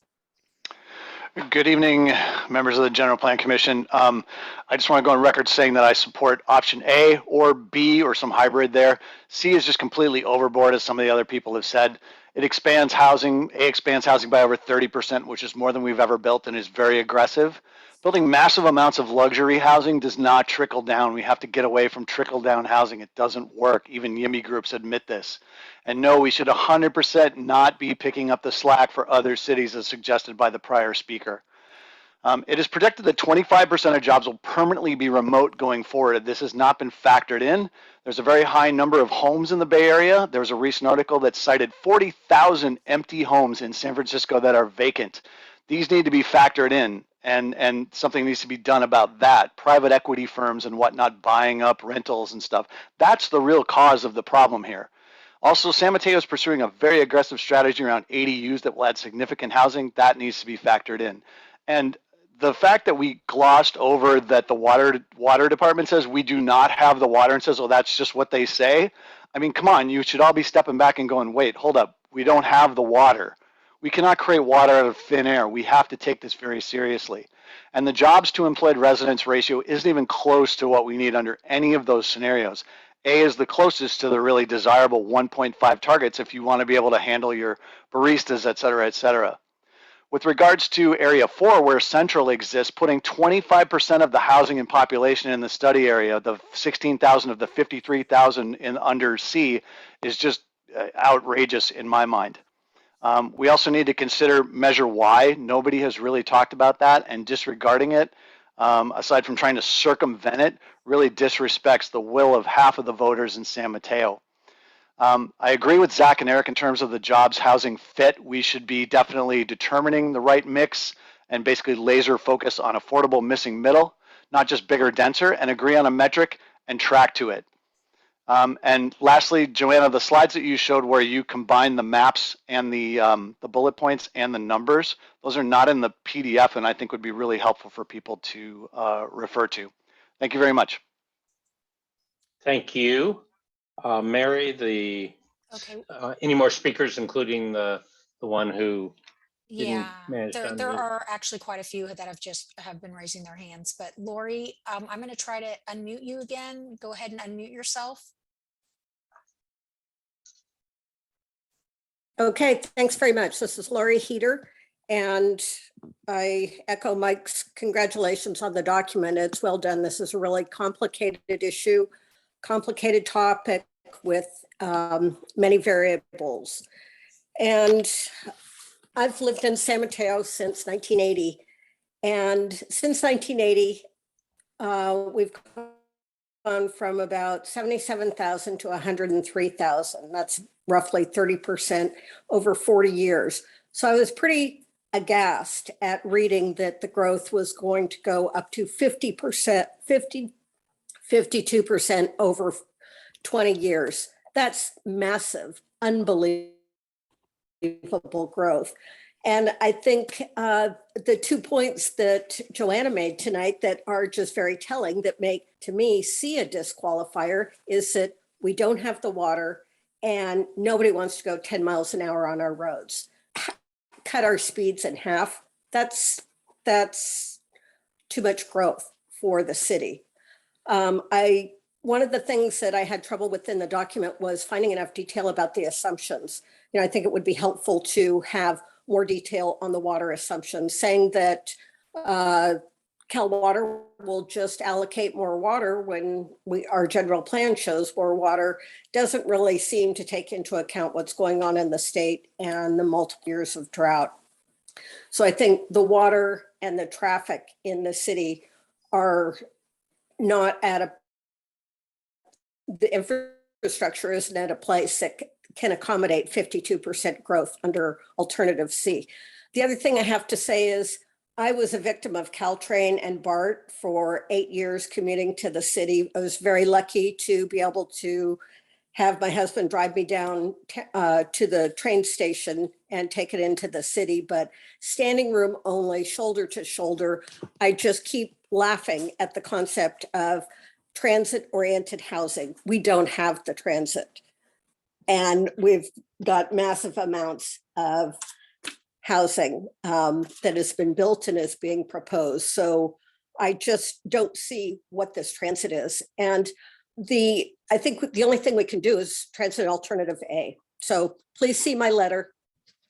Thank you for your time. Thank you. Mary, how many more names have popped up, if I We may? have And- 7 more hands right now that have popped up. Okay, I think we can keep with the 2 minutes, but I would ask folks that are raising their hands a little later to I didn't say anything at the start, but I stay concise, please. Okay, thank you.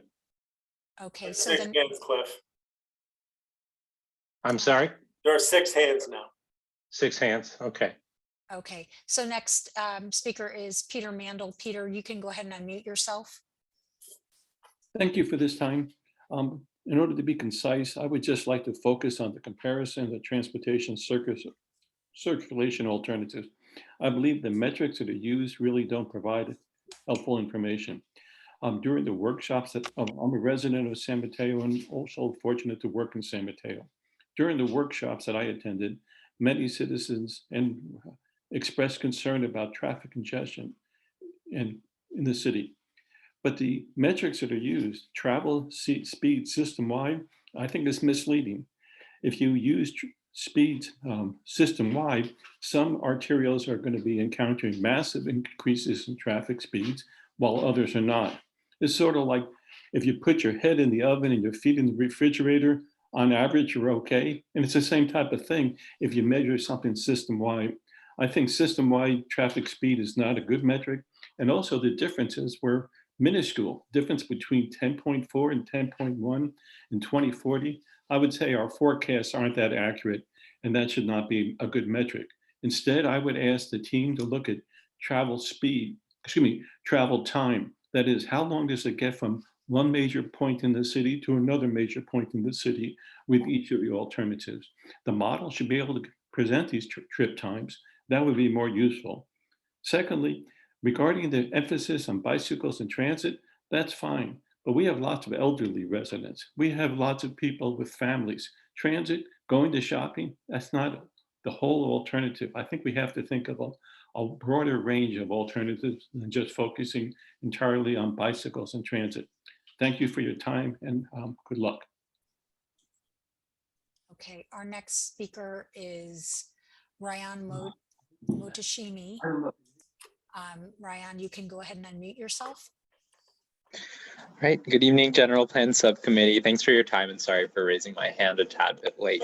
I'm a co-lead of Move San Mateo, which is a San Mateo-based volunteer team that's part of Silicon Valley Bike Coalition. I just wanted to personally say that I think that through this process, we should be trying to find ways to move as many people as efficiently as possible throughout our streets. And I think that that means getting folks onto transit, getting folks increasing bicycle mode share, increasing pedestrian mode share, making our streets safer for people to walk and bicycle and make it safe for kids to walk and play on our streets, which is something that they have in other cities.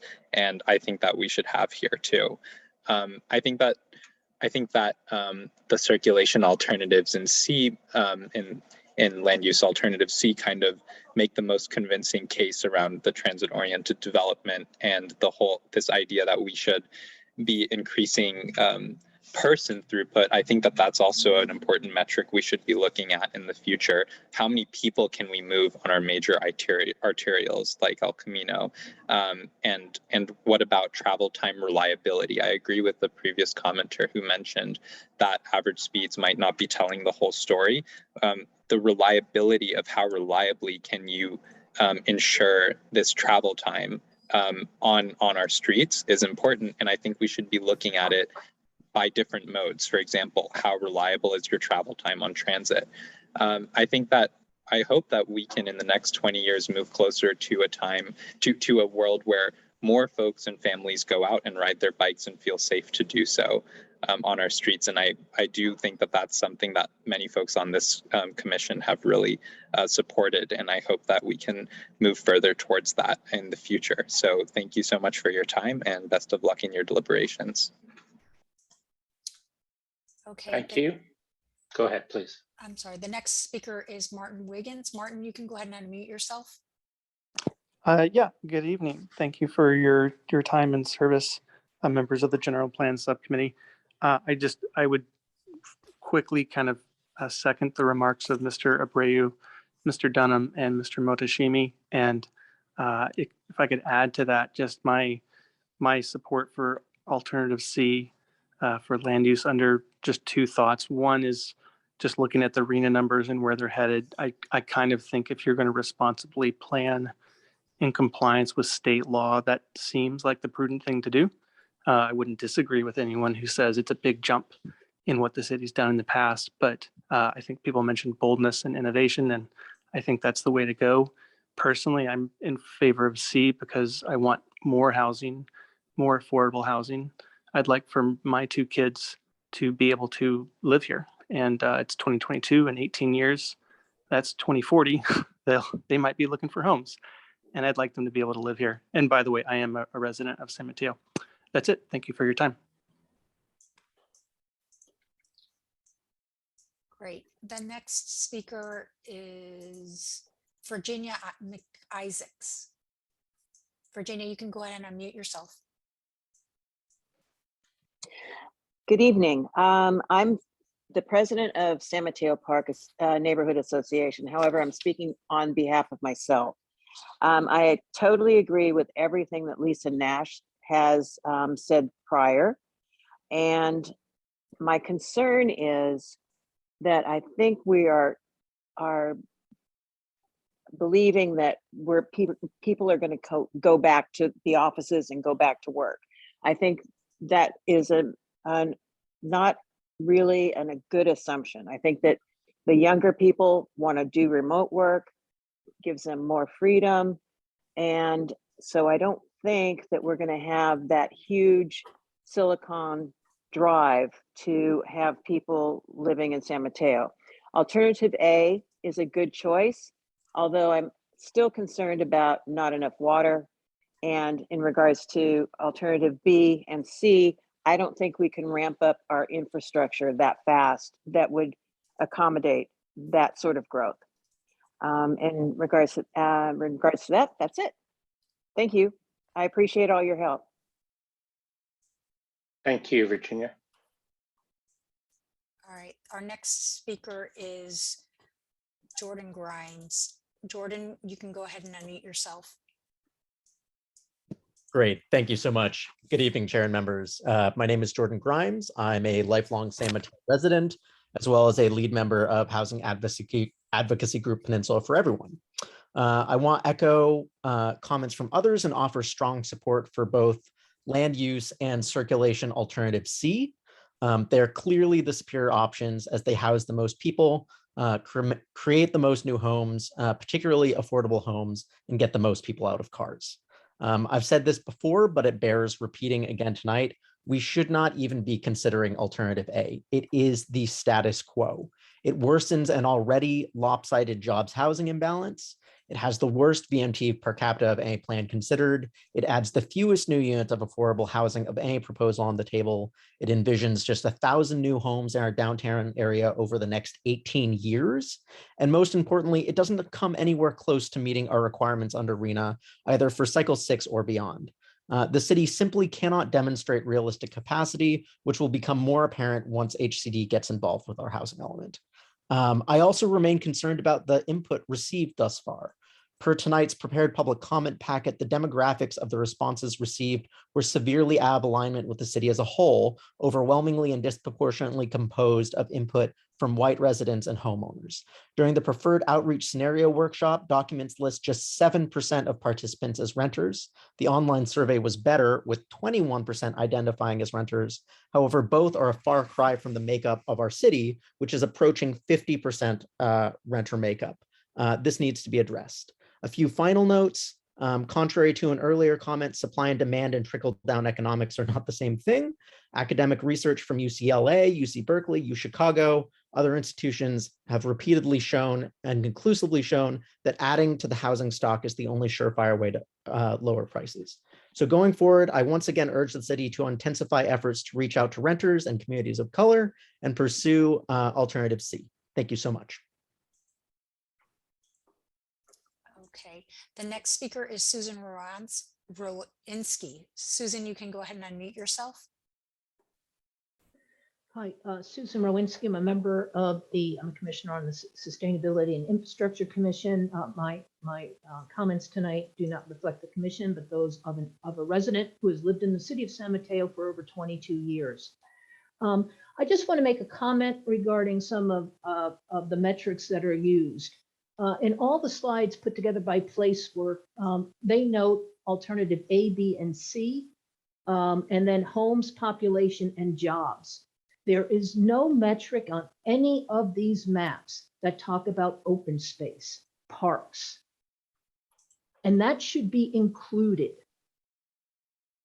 in the schematics. And Joanna, I don't know whether you can pull one up right now and I could show the council of the GPS and the public what I'm referring to.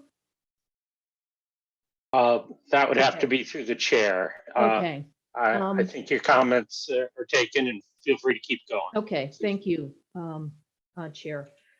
So that is one comment I would make. That needs to be included. There's not enough open space and not enough discussion of open space.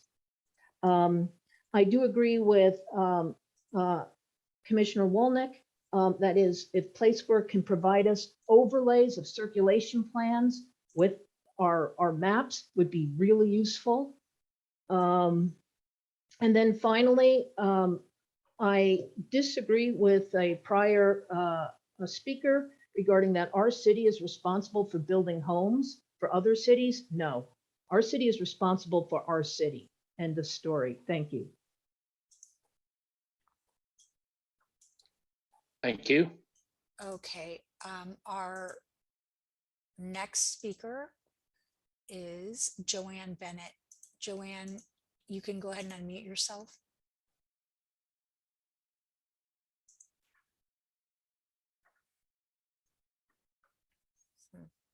Joanne, can you unmute yourself?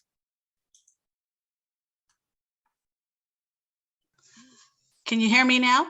Yep. Okay. I'm Joanne Bennett.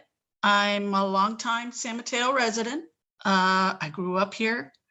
I've raised all three of my children here. I just want to start out by saying some people mention about providing homes for their children. And, you know, I've already lost one daughter that moved out of the area. In fact, she moved out of state. Her husband's working remote for a company down in Campbell. So I think the remote is going to be an option where a lot of people are going to jump on it. I'm not in agreement with the 53,000 option C. I think that's, 53,000 is almost what the population was of Redwood City a couple of years ago. Not now, I'm sure. So I'm worried. I'm definitely worried about the water. And like the prior speaker mentioned, open space. Where are we going to put the open space? Or can we? Another thing is schools. Where are we going to put the schools? I know we need more housing, but this is a tough, it's a balancing act, and you really have your job cut out for you because trying to make everyone happy is impossible. But the water, without water, what's going to happen? You know, and I don't know. with 53,000 extra people, the schools, where is there land to build more schools? So I think a combination of A and Build B. on the school sites more. What's that? Let the speaker continue speaking, please. So, and as far as if you build more housing, we're talking about biking and pedestrians. How is it going to be more safe if there's going to be more cars on the road because there's going to be more people? So if there's a way to regulate how many cars people can have, I don't know. I think that's all I have to add. Thank you. Well, thank you very much. That seems to be all the hands we have up. Nothing else popping. So The next is to go back to the subcommittee for questions and discussions. And I propose to bring my questions last under the expectation that almost all of them will be asked by other members, except for one. The one prerogative of the chair is I would like to ask staff and the consultant to give us some idea of what would be the best form of input, not necessarily tonight, because these are questions and discussions, but for the March 3 meeting, what sort of input are you looking for? Page 52 and et cetera in the packet had sort of a little workbook, worksheets. But do you want just for each area a preferred alternative, or also a preferred alternative but plus and minus some options within it? How much granularity would you want either from the public or from the members? Thanks. So speaking to your questions, Chair Robbins, the goal is really, and we have some thoughts, but we wanted to hear input from the GPS first, is what would be the best framework for you to walk through and provide your input and direction on the land use and circulation alternatives before you. So with that question, we wanted to hear your thoughts, or if you want, we can kind of put forward our suggestion for what might be an effective way to walk through them. And then also the other piece, the first one, clarifying questions. What additional information would you maybe like to learn more about, or was there aspects of information that was presented tonight that you feel needs more clarification, or maybe other elements of the alternatives report that you would like covered in more detail? So we want to give you all the information you need to make the best recommendations you can when we come back on March 3rd. And so really that's kind of what we're looking for here at this point, to give you all the tools you can to make the best recommendations as this process moves forward. Okay, I appreciate that, but and certainly the clarifying questions could be a healthy laundry list.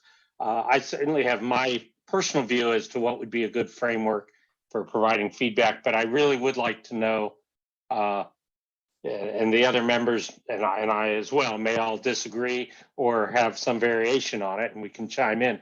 But I'd like to know kind of what staff is looking for or thinks would be optimal, so we don't ultimately at the end of the day we don't come across with 8 or 9 different input structures that become just chaos. Definitely, and that makes sense, because there's a lot of information to go through and weigh in on. What our recommendation would be is that we want to kind of drill into the alternatives a bit more than just either A, B, or C. And so we're suggesting kind of a mix and match approach where you look at each study area and the 3 alternatives, and then maybe even from there, maybe you could pull elements or come up with a recommendation that maybe is blending some of the numbers to get to where you want. So we would recommend going study area by study area and providing your input on that, and then looking at the alternative, the 3 circulation alternatives. And there's 2 ways to go. We initially were leading with land use and following with circulation, and then we were finding that there wasn't as much focus on circulation. We also might recommend starting with circulation and then weighing in and providing your input on what alternative or combinations from the different elements go in together, and then moving to land use, and then we could go study area by study area. So that would be the general framework we would recommend if that works with the committee. And then we can kind of put together a presentation that helps support that discussion as you're moving through it. Great, thank you. I really appreciate that. And I will now pass it on to, let's see, I think Member Rodriguez had his hand up first. Sir. Great, thank you, Mr. Chair. I did want to follow up with some questions, and one thing I didn't quite get from that discussion we just had was, are you looking for us to provide feedback on the frameworks that you just proposed, or are we And in terms of the questions right now, can we ask anything, or are you looking for specific questions in any one particular area? Or is this kind of just like general questions?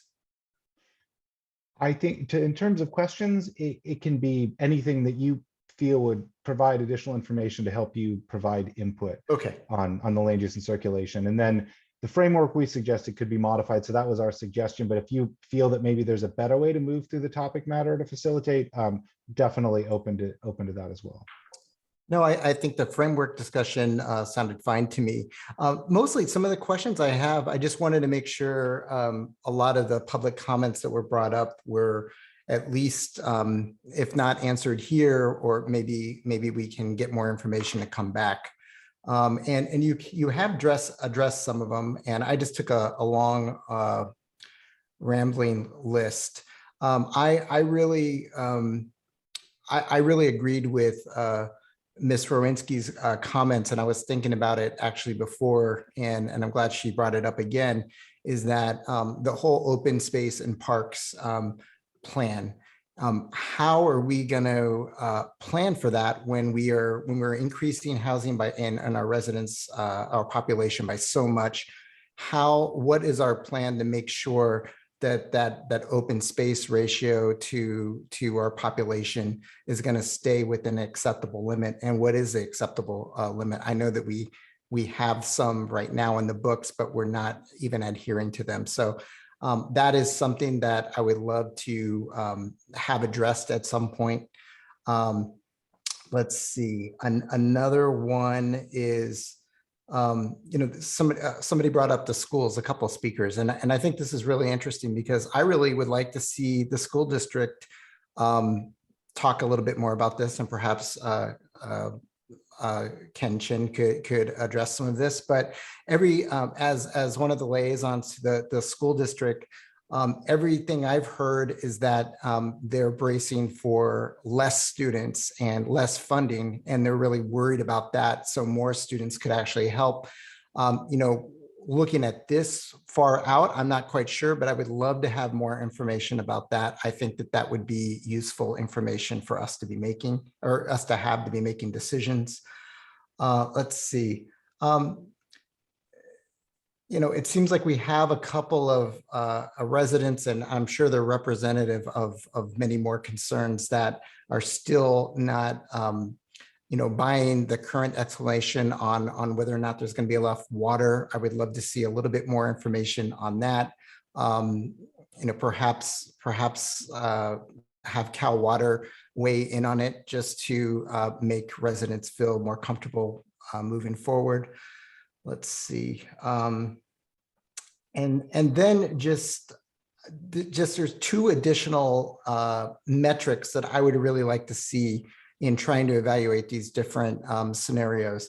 And one I alluded to before is some sort of ranking or metric that evaluates each scenario under the jobs fit housing imbalance, or whatever we want to call it, that concept. And the other one is the fiscal the fiscal issues. I think we talked about that a little bit, but saying like this scenario has the most costs, but it also brings in the most revenue is maybe not as useful. I would like to see a little bit more concrete estimations there. Like, is this scenario going to cost taxpayers money? Is it going to help us pay our bills? Things like that. That would be interesting to compare the different scenarios. And that's about all the notes I have for now. So thank you for bearing with all those comments and questions.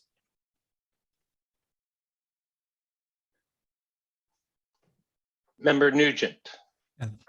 Thank you, Councilmember Rodriguez, for your comments. I just wanted to follow up with questions I have and some comments as well. So one of the things was a clarifying question that I'd like to ask staff. Is this an okay time to do that? Okay. And this had to do with both the water supply and then the average speed calculations. So I want to understand the water supply a little bit more, because I had to reread that section twice in the report. And is it that we're saying that Cal Water doesn't currently hold extra water because they don't sell it. And so they don't want to have excess water. And then if they needed to increase the supply, they would just go and find and buy additional sources. Is that what you're saying? Or is it that they're going to run out of water?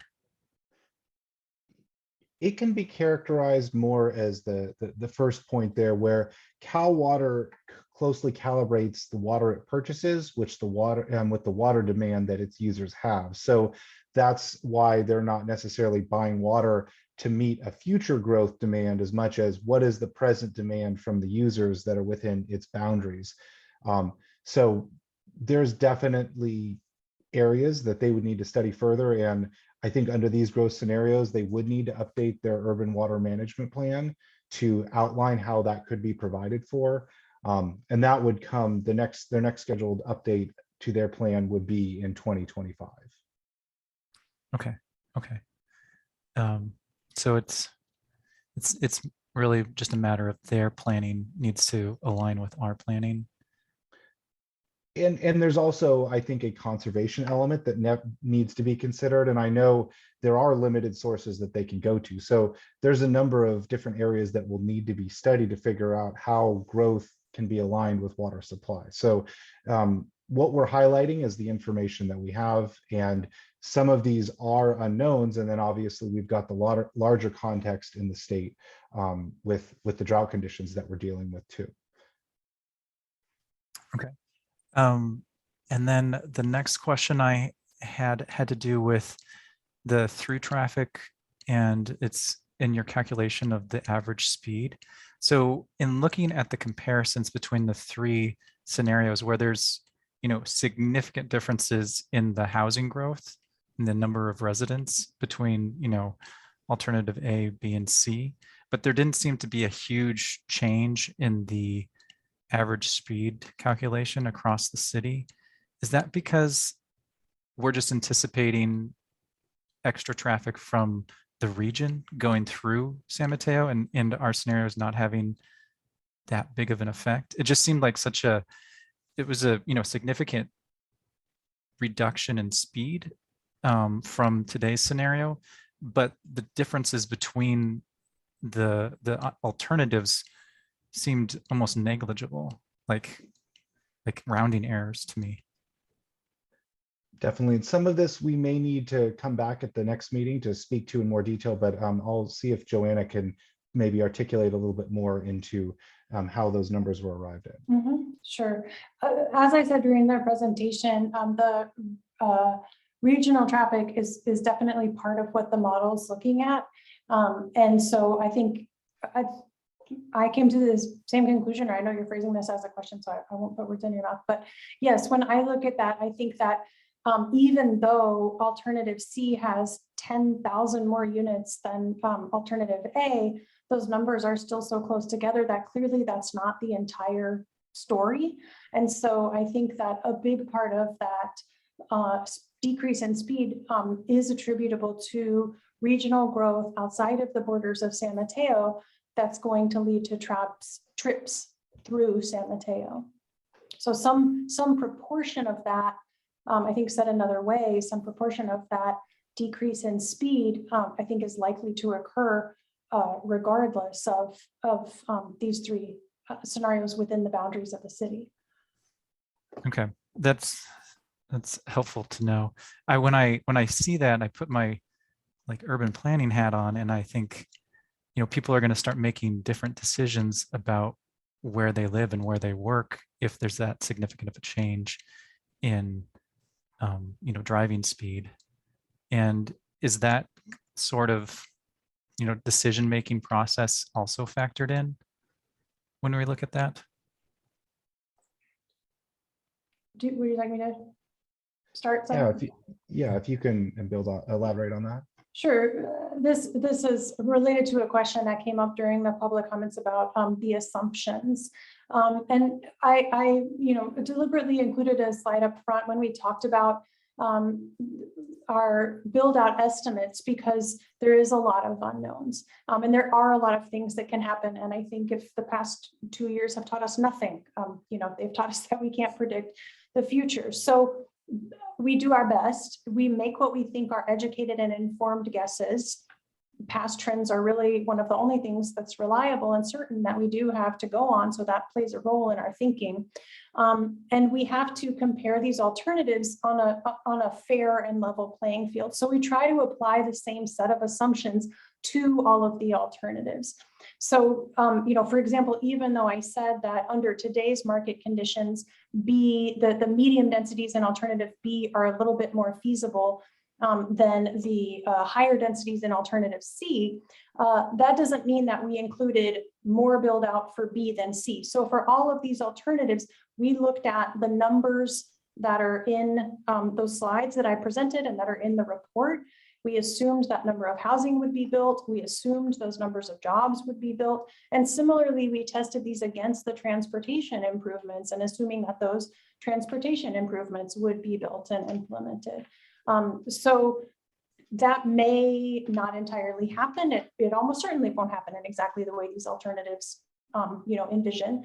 And it may or may not happen in 2042 or a little bit before then or a little bit after then, in the real world. But for the purposes of this evaluation, so that we can kind of do an apples to apples comparison, we assume that these numbers are being built that we presented to you in the report and in this presentation.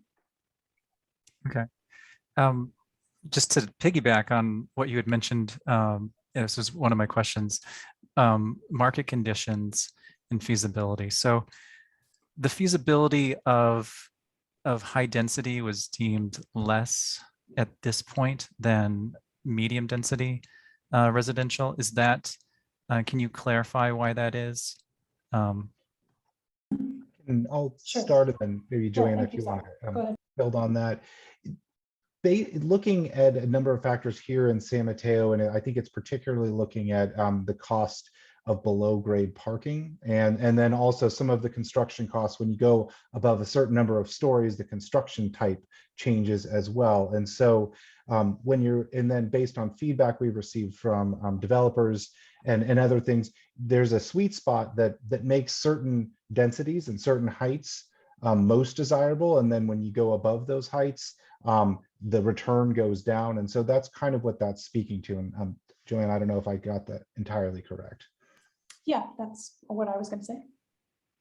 Okay. And then so you say market conditions would need to change. Does that mean housing would be more expensive? Like the returns would be higher, say, in order to trigger the feasibility of a a larger structure that needs more parking or whatever? Is it that you're anticipating the feasibility would become better if housing costs continue to go up? That could be a factor, but I think what that's speaking to is more building codes and construction materials. So if your costs shift to build, or maybe building codes change, I'm thinking of engineered timber or maybe other methods where maybe you can build structures in different ways where they're more cost effective to build, or maybe the cost of labor goes down. So I think those are some of the intangibles that if over time, if they shift, could make these densities more feasible. Okay, that's helpful. Okay, gosh, I had another question related to that. Oh, yes. And also in the report, I don't know if this was mentioned in the presentation, but the feasibility of the low density residential was kind of marginal at this point. Is that due to parking requirements? What is the driver of that? Is that, can you kind of explain a little bit more? Maybe actually I'll defer to Joanne if you are you more familiar with the reasons behind that low density? I would want to go back and look at that section of the report again. It's I do recall clearly the reasons about the higher density, but I want to look again at the low density, but I can do that right now and get back to you. Okay. Yeah, that's something we could elaborate a little bit more in our follow-up presentation on the 3rd. Okay. And then I just had some comments on the framework for providing feedback. So, you know, I'm a design professional, so I like to draw on things and visualize. So two thoughts that I had for feedback is maybe either we get something that we can mark up, so we could mark up each study area and then be able to present it or show people, so we have some sort of visual that each GPS member can provide, so we can talk based off of that.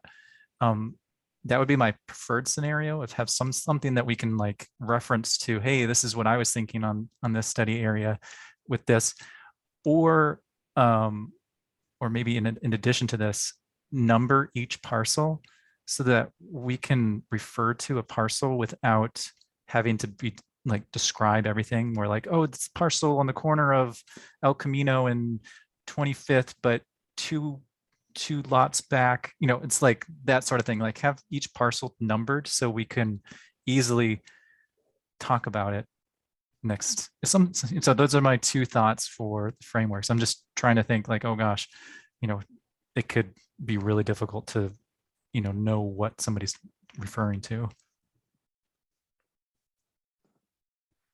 So that's my only comments that I have right now, but I might have a few more. No. All right. Thank you. Thank you very much, Adam. Member Bonilla. Thank you very much, Mr. Chair. So I'd like to first state that I support both land use alternative C and circulation alternative C. And I'd like to add a little bit of flesh to the bones for the reasons why, if I may. First, I want to mention that, and I buried some of my notes here, so let me find them here.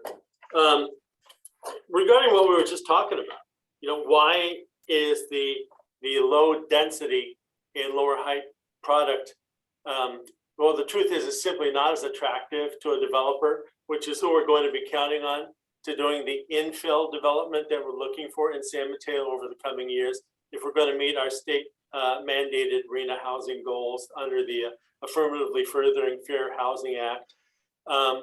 So for a builder, if you can get more square feet on the same plot of land, then that's like candy. That means you can have a greater return on your investment. There will be more return coming in on whatever, a monthly or a basis, or when you sell it, whatever it is, there's more return. And that explains why the lower heights and lower densities are not as attractive as what we're talking about here, which are really only mid-rise development buildings. And we're talking about low-rise to mid-rise. So 3-story to 7, even 10 stories are actually not high-rise towers. These are considered, in the modern world, moderate structures. So I want to say also that regarding, I'm going to address a couple of things here. Taller buildings allow for open space. Just look at Bay Meadows. Out of 83 acres, built up to 45 feet, some at 55 feet. We got 18 acres of parks and green open spaces out of those 83 acres. At Station Park Green, I think we got 2 acres. And the Passage, which is approved over at Delaware and Concord, is providing up to 4 acres of green open space. They're privately owned, but they're publicly accessible. They're available. They have no fences. There's no blockade. People can go there and use those lands. Also,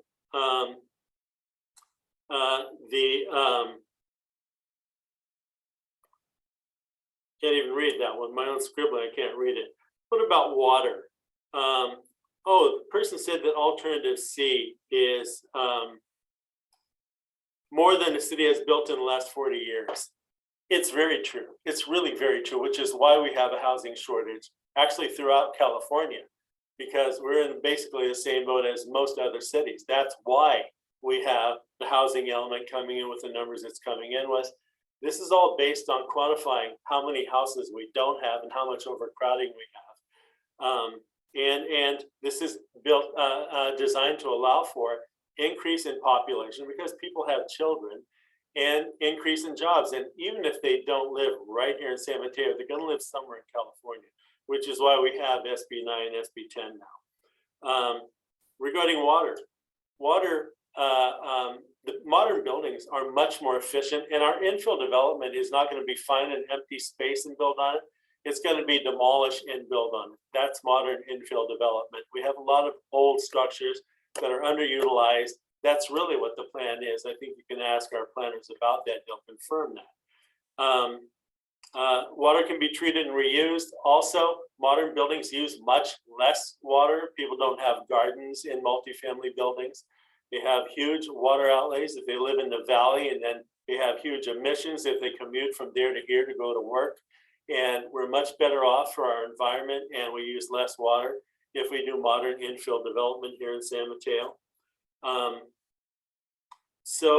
The schools, I think, can add space on their existing sites. They all have additional space, and most of them are one-story facilities. There is room for the schools to, I think, improve, and I think Ken Chin might talk about that in a minute, so I'll leave that there. Employers will want to see their employees back at work at some point. Maybe not 5 days a week, but 3 days a week. I think some people, many of those people actually continue to live here. They only stay home. Some have moved away, but not all. And employers are going to want to, if the pandemic goes away, be able to see their employer from time to time. And then regarding speeds, I've been advocating for a 20-mile-per-hour residential speed limit in our city for the last couple of years. I know that I visited Portland, Oregon, where about 3 years ago they did that. They lowered their residential speed limit to 20. They reduced their collisions. They made their streets safer. Fewer people get hit by cars, fewer kids, fewer pets, fewer seniors, fewer disabled get hit by cars because the cars are moving slower. And it gives you more time to see things that are moving in front of you and stop if you're going slower. So those are just a few things. I'll stop it there. But my preferences are for land use alternative C and circulation use alternative C. Regarding that circulation, it's because it's going to provide the most carbon-free modes of transportation and the smartest and best technology for us to improve how we get around. I believe there will be fewer cars. Certainly there will be much less pollution, and there will be less congestion because autonomous cars, which are coming, know how to move about without hitting each other and keep moving. So those are my comments. Thank you. Thank you. Member Chin. Thank you, Chair Robbins. Can I ask one quick clarifying question just on this? Are we doing just clarifying questions and the framework, or are we providing our overall comments as well? D, all the above, as you choose. But we will have yeah, I know, sorry. It's okay. SAT flashbacks from decades ago. In all seriousness, the focus should be on clarifying questions and framework because we're going to have more bites at this apple coming up in just a couple of weeks. But feel free to weigh in, at your discretion, and then you can change your opinion or amplify it in 2 weeks. Sure. So thank you. I just wanted to make sure that I don't use up too much time here. So I want to thank staff for the presentation and all the work that you guys have done so far. It is an amazing sort of collection of maps and outreach and everything else. And so I just want to thank you guys for that. My biggest concern is the comments and questions that we come up now. We're scheduled to have another meeting in roughly 2 weeks. And I don't know if, we might be asking you to work more than 24 hours a day just to get all of our comments done, or maybe just mine. So I want to address what I feel like is the elephant in the room, which is Measure Y. And I know it's come up and it's in the documents and everything else. And I want to ask staff the question. Right now, land use alternative A meets it, but then obviously B and C give us room. From my understanding, we're in the housing element cycle 6 or so. And we will have to go through a 7 and then start an 8 before this general plan is done. So my question specifically for staff is that, you're providing us with 2 other options that in some ways maybe exceed Measure Y, and is the assumption that Measure Y will go away? And I'll preface it because I've lived through 2 extensions of the original Measure P, and I just wonder about that. And I call it sort of the elephant in the room, and I just would love to get staff's opinion on this situation. Thank you for those questions. And I think a lot of it will be ultimately up to the community and the council to make the call on how to best proceed. Right now, Measure Y does have a sunset in 2030, and the general plan does have a growth horizon of 2040. So depending on the final growth scenario, you could look at something to address it more immediately after adoption of the general plan, or you could plan for that additional growth under the assumption that it's changed or modified or is not reapproved in 2030. But those are all assumptions that we would have to look through more carefully. And ultimately, there's a community conversation there as to how to best proceed to both provide for the housing that's needed, and then how to abide by a measure that was approved by the voters. Sure, just thank you for that answer. So correct me if I'm wrong here. If we're going through, the housing element is going through a parallel process right now, which is based on the RENA numbers, and we approved, let's say we go ahead and approve land use alternative A, right? Cycle 7 comes in and our RENA numbers are double what is required or so.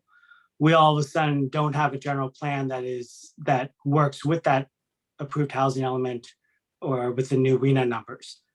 From my understanding, what that means is that in 2030 something, we'll then have to go back to the general plan and the zoning code and upzone areas to make sure that we have the appropriate sites for the new RENA numbers. Is that correct? That's definitely an accurate depiction of a scenario that could occur, yes.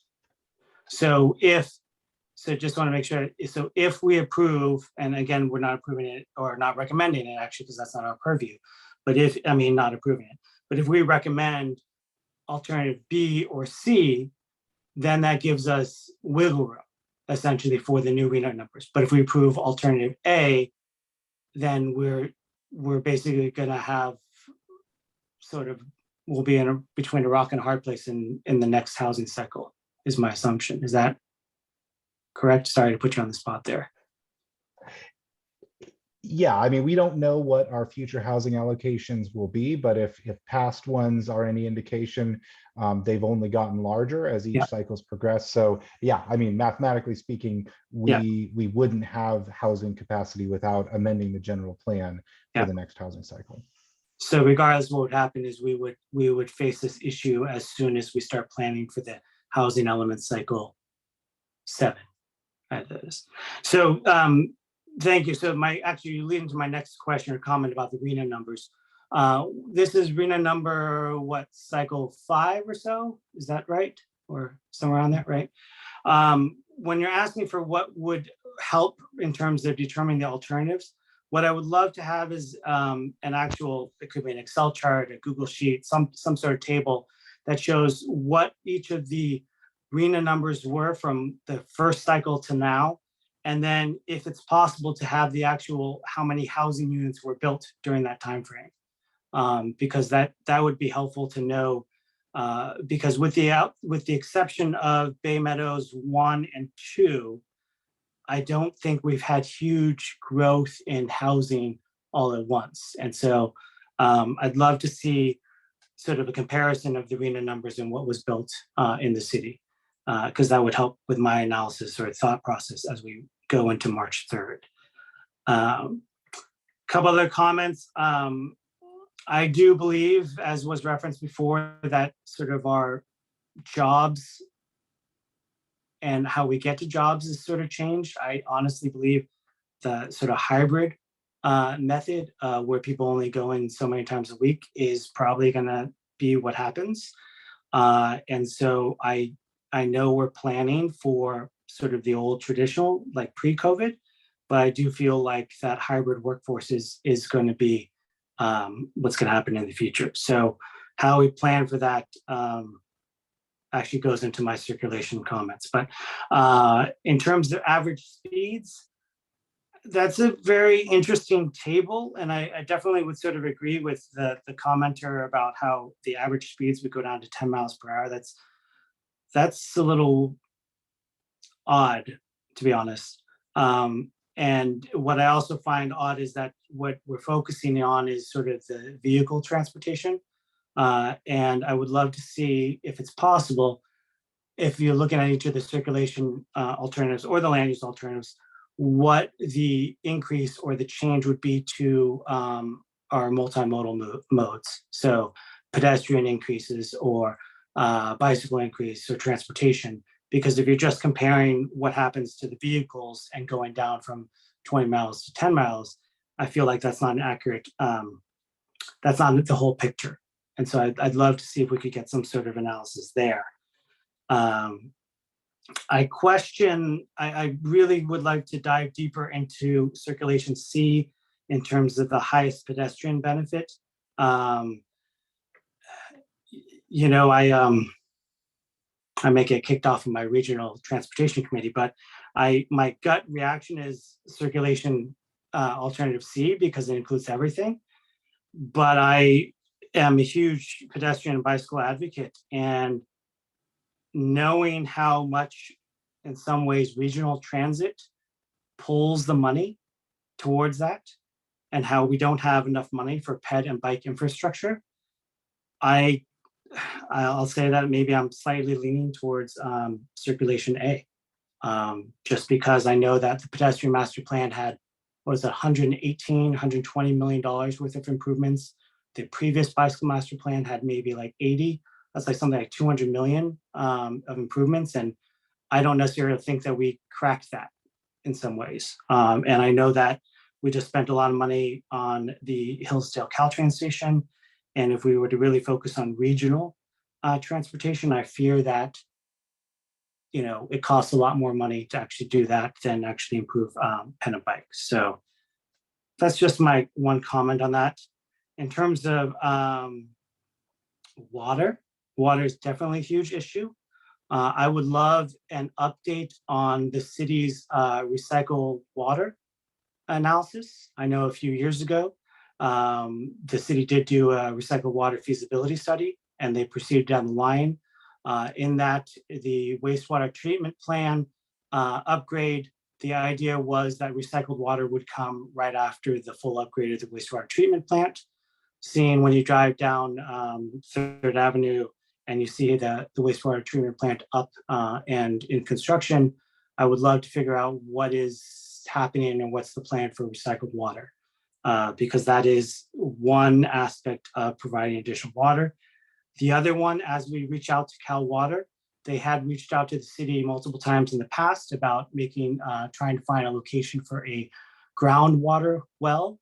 And I believe that the city and Cal Water have just had multiple conversations about it, but I'd love to know if there's any traction there as well as we look for additional water sources, because I do believe of climate change and the situation we're in.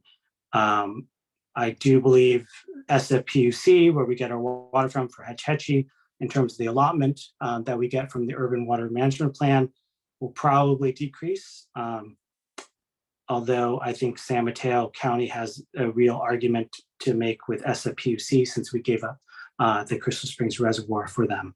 So I think that that would be an interesting fight if they reduce our water more. Lastly, or the second to last, the parking ratio. So there was lots of comments about the density and the full build out.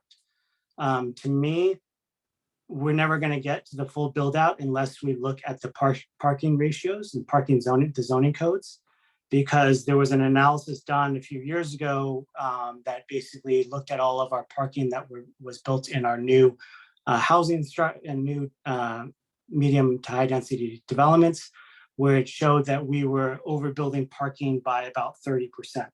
So as they do their analysis and they drive through in the middle of the night to see how many parking spaces are available, found that our parking we were overbuilding parking. And so if we were ever to add more housing and to maybe see the future growth and to lower the housing costs, I would really want us to look at the parking ratios in the zoning code to definitely set a maximum parking requirement, but also probably to reduce the ratio. Putting my school district or my trustee hat on for a second here, there was lots of questions about the schools and the capacity. I did a calculation.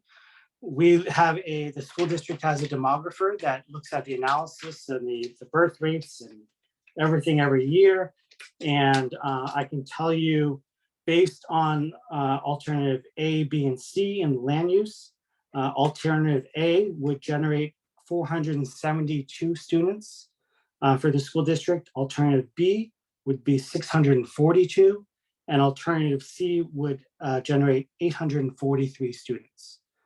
Now, this is just the number based off of the student generation number, but it also depends on the type of housing that's built. If more single family units are built, which it doesn't look like the case, but they generate more students for the school district. If they're more in the high density developments, those developments tend to generate less students for the developments for the school district. At this moment, I can definitely tell you that we could accommodate 472 students in the district. We can accommodate 642. Once we reach to alternative C at 843, that depends. That is the size of probably 2 of our elementary schools combined, 2 of our medium-sized elementary schools. I would say that's a tough sort of thing, but it's not impossible. As member Bonilla had mentioned, the school district does have a lot of single-story buildings, and you could put 2 stories on the schools, but there's a cost to that. I mean, there's a facilities cost. It's not like all of a sudden the city approves this and there's money to go ahead and rebuild schools and everything. There's an actual cost to that. Lastly, there was a comment about sort of our drop in enrollment and could we accommodate it? I think there's a misinformation out there in terms of, drop in enrollment is not necessarily a bad thing. And the school district doesn't necessarily rely on the number of students that are in our school system completely. So we have seen a drop in enrollment. The school district has seen a drop in enrollment, but that's not necessarily a bad thing. A few years ago, we were at 8,000 students throughout the district. We ballooned up to 12 to 13,000 students. We're over capacity. We're now back down to about 10 and a half. And actually, I think that's a really good spot for us to be in because that gives us a lot of flexibility. We do not rely on the decrease in the students because we are community funded. If we were completely state funded, as some of the other school districts in the state are, then if there's a drop in enrollment, then we would be losing money. So there's a disconnect between the thought of drop in enrollment and as a negative. And I'll take my school district hat off now. But overall, I think those are my comments. I know that I asked for a few things, but those things would really help me in terms of my analysis going to March 3rd. The other last comment I'm going to make is in terms of the framework, I hear staff, what they're saying is they would love to let us dive into each study area by study area. To me, that's kind of like wordsmithing when you're doing a vision statement or something else. And I would personally rather just let the staff and the experts decide on what is there in each of the study area. I think for our role, especially since we're advisory to the council, go diving into each study area, and each study area is probably not the best thing for us, in my opinion. So those are my comments. Thanks, Ken. Member Womack. Thank you. A lot of my questions and comments have already been spoken, but I have a few things to add. So I am not as familiar maybe with some of the, some of my co-committee members about the current housing versus jobs imbalance. So I think it would be helpful to know where we currently are. And I have a question about the ratios that were presented in the study. Were the ratios taking into account the current imbalance, or were they just comparing each alternative's increase in housing and increase or decrease in jobs? The numbers included baseline, which was existing as of 2018. And that was looking at jobs and housing in San Mateo. So we were looking at what's existing in 2018 and then building on that to come up with the projections for each of the alternatives. Okay, thanks. I have a couple questions about VMT. I guess I would kind of challenge the thought of the sort of restricting the trips to and from San Mateo.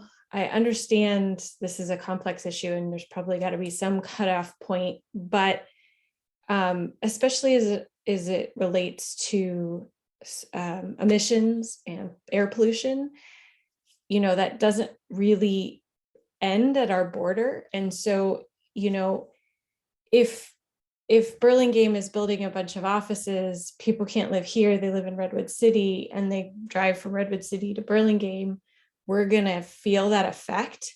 So I don't know if there's a way to expand that a bit, to maybe dig into those pass-through numbers a little bit more, because I think it is relevant. And with the sort of an offshoot of that is, I'd love to see a metric on walkability in these studies areas. We kind of address pedestrian, but I know there are places that kind of do walk scores, specifically looking at what people need to go to, or, you know, grocery stores, medical services, schools, that kind of thing. And specifically for parks, one thing that from the Parks and Rec Commission that we were talking about I kind of gave them a little update on this. And one of the things we were thinking about was we have this metric of how many I forget what is square feet per person of parks or acres, whatever it is. But that really the distance that people have to go to a park might be more relevant. And I think that plays into what Rick was saying about, you know, the higher density, we have more green space, so that gives people their green spaces closer to them. So I guess a walkability metric would be helpful. And then I wanted to just reiterate, I think one of the public comments we heard about thinking about it as people moving through our arterials, you know, El Camino and all those, that rather than like the different modes, but just how many people are we moving in these different scenarios if we add the bus, if we improve the pedestrian walkways and that sort of thing.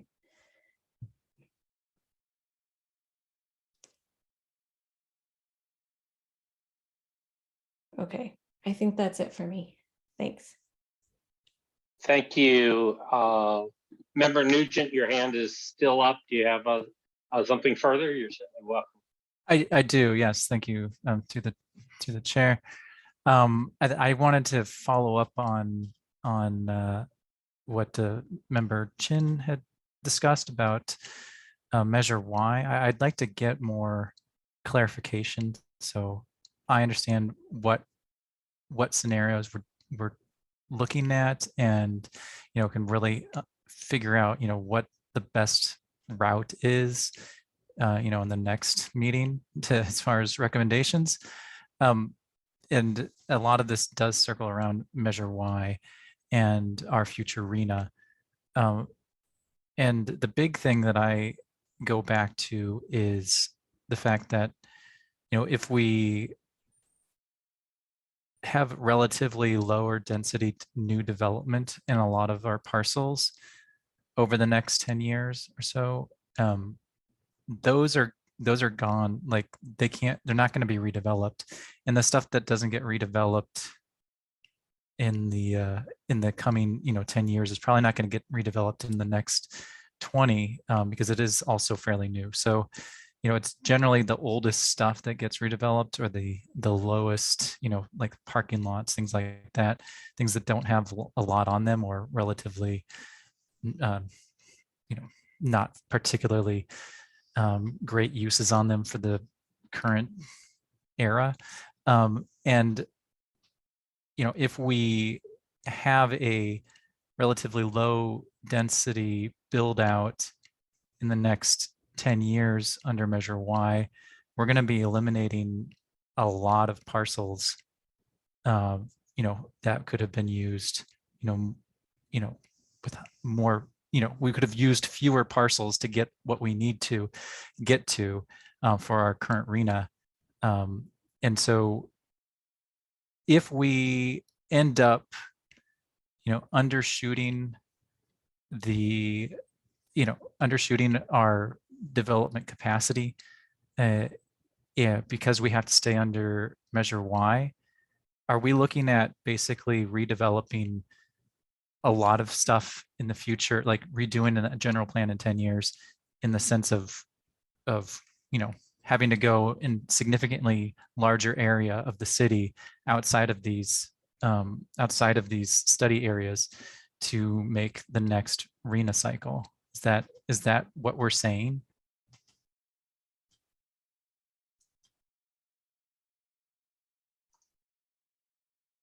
Are you looking for a response right now, or is that something that you want to further discuss? Well, if you can't, answer that right now, and I understand, but that's just something that I want to know. Like, properties will get developed over the next 10 years. The properties that get developed are going to be the low hanging fruits, the parking lots, the things that are most feasible. As you get those, taken out of as an option, you're not going to just redevelop something that just was built generally, unless you're in Atherton.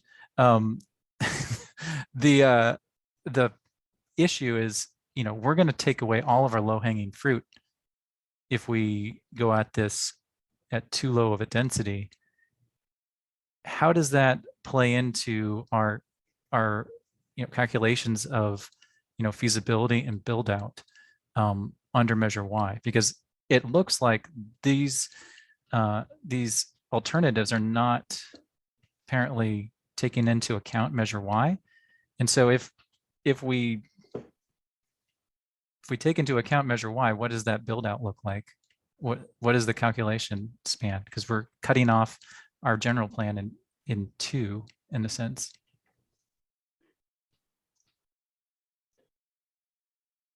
Well, I mean, I think a lot of that will depend on the preferred scenario that is ultimately recommended for inclusion into the general plan. And then based on that, there would need to be a discussion about how that can be achieved. So I don't necessarily know that there's an answer I can provide to that tonight. The alternatives evaluation report does provide additional discussion about Measure Y, and we can present additional information when we come back on the 3rd.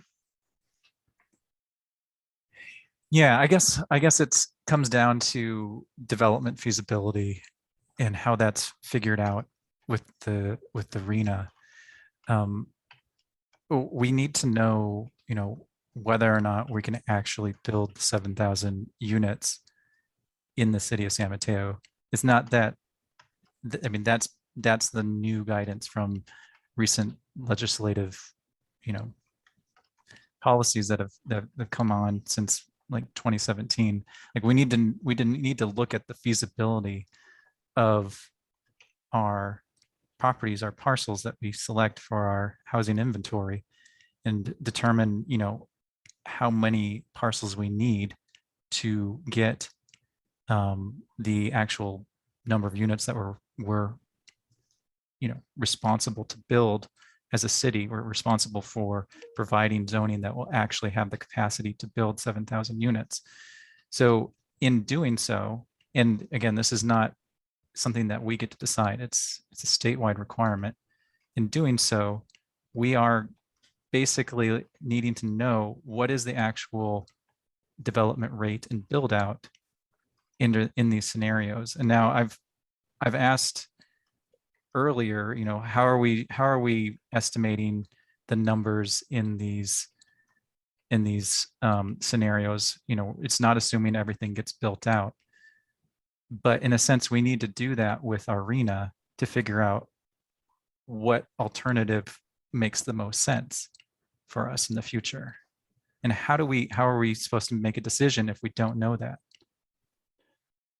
There's a couple different answers that I can provide right now. I think one of which is the housing elements on a separate course here with regard to the sites inventory you're referencing, and that will be resolved ahead of the general plan. So the land uses that we're looking at in the general plan will really be looking to augment what's already in the housing element and then to look forward beyond the housing element. So I think your questions related to the sites inventory are probably best addressed and focused on within the housing element, as that's the general plan will be addressing longer term growth projections.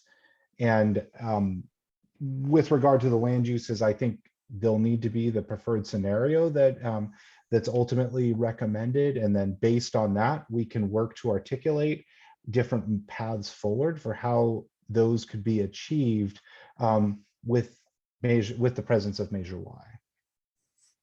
Okay.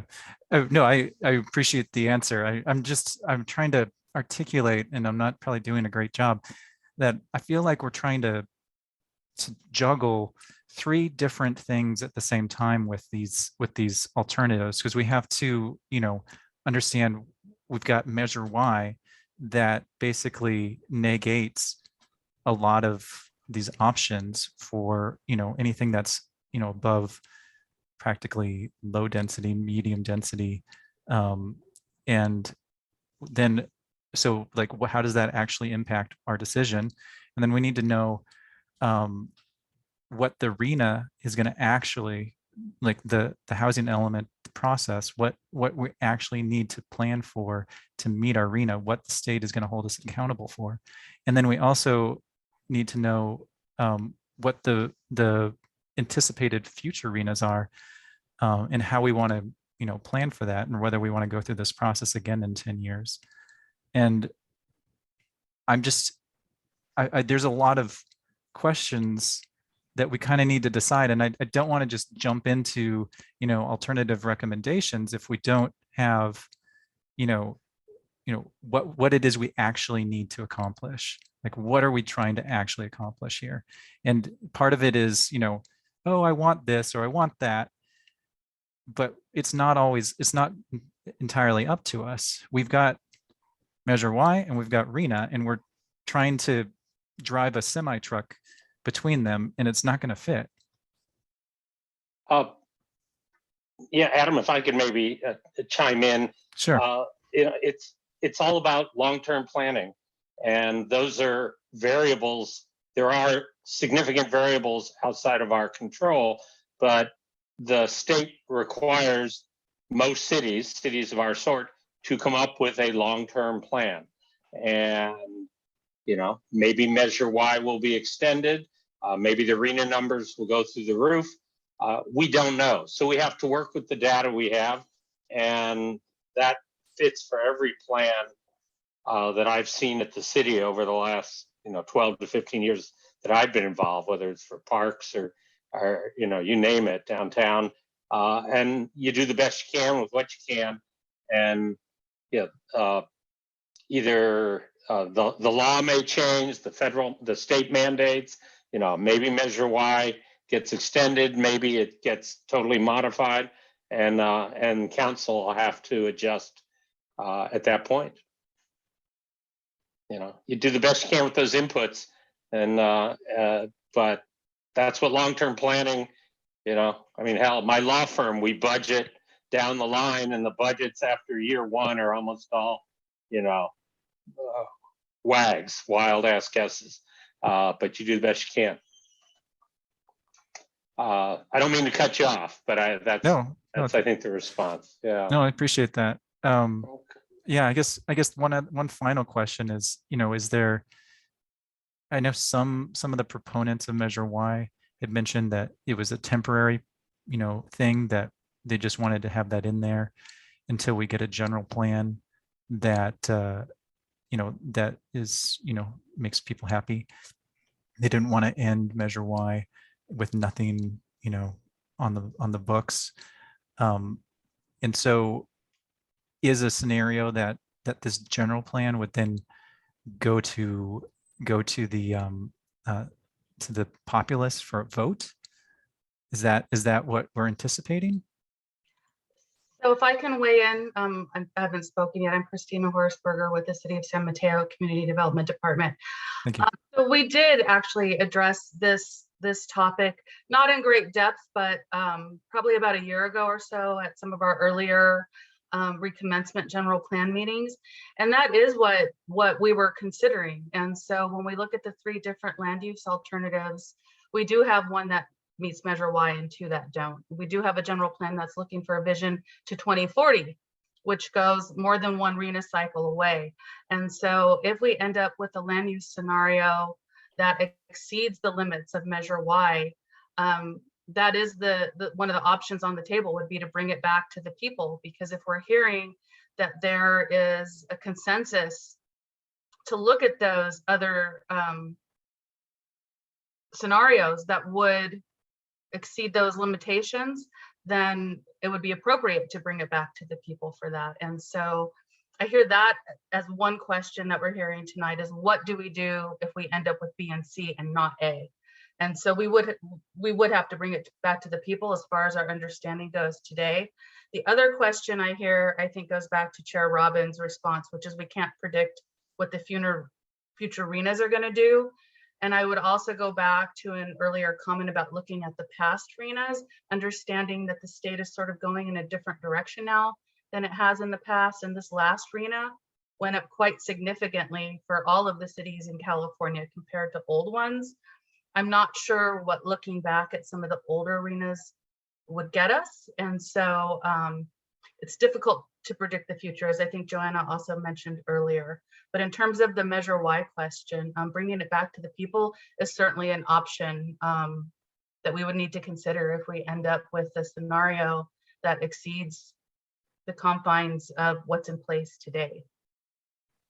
And if we did end up with something that has a shorter term, I think it's less than 10 years that we would have to start thinking about it again, because the RENA is on an 8-year cycle, but we start planning on that way before that 8th year comes into effect. So if we're thinking about 2031 and we're thinking about a general plan that goes to 2040, but is supposed to be completed in 2024, that puts us back at the planning table for the 2031 RENA, probably in the late 2020s, like around 2028 or so. Yeah, if I could suggest, and maybe Eric, you want to chime in on this issue, that perhaps this issue, the potential conflict with Measure Y and what steps should be deferred to the next meeting, then I think somebody might want to check with the city attorney's office. Certainly my understanding would be that the council can approve the general plan and doesn't have to bring it back to the people. But certainly when it comes to zoning and an actual further municipal code changes, it's going to, it can't run afoul of Measure Y. But I don't know that we ought to go around in circles on that yet. Eric, did you want to chime in on this or something else?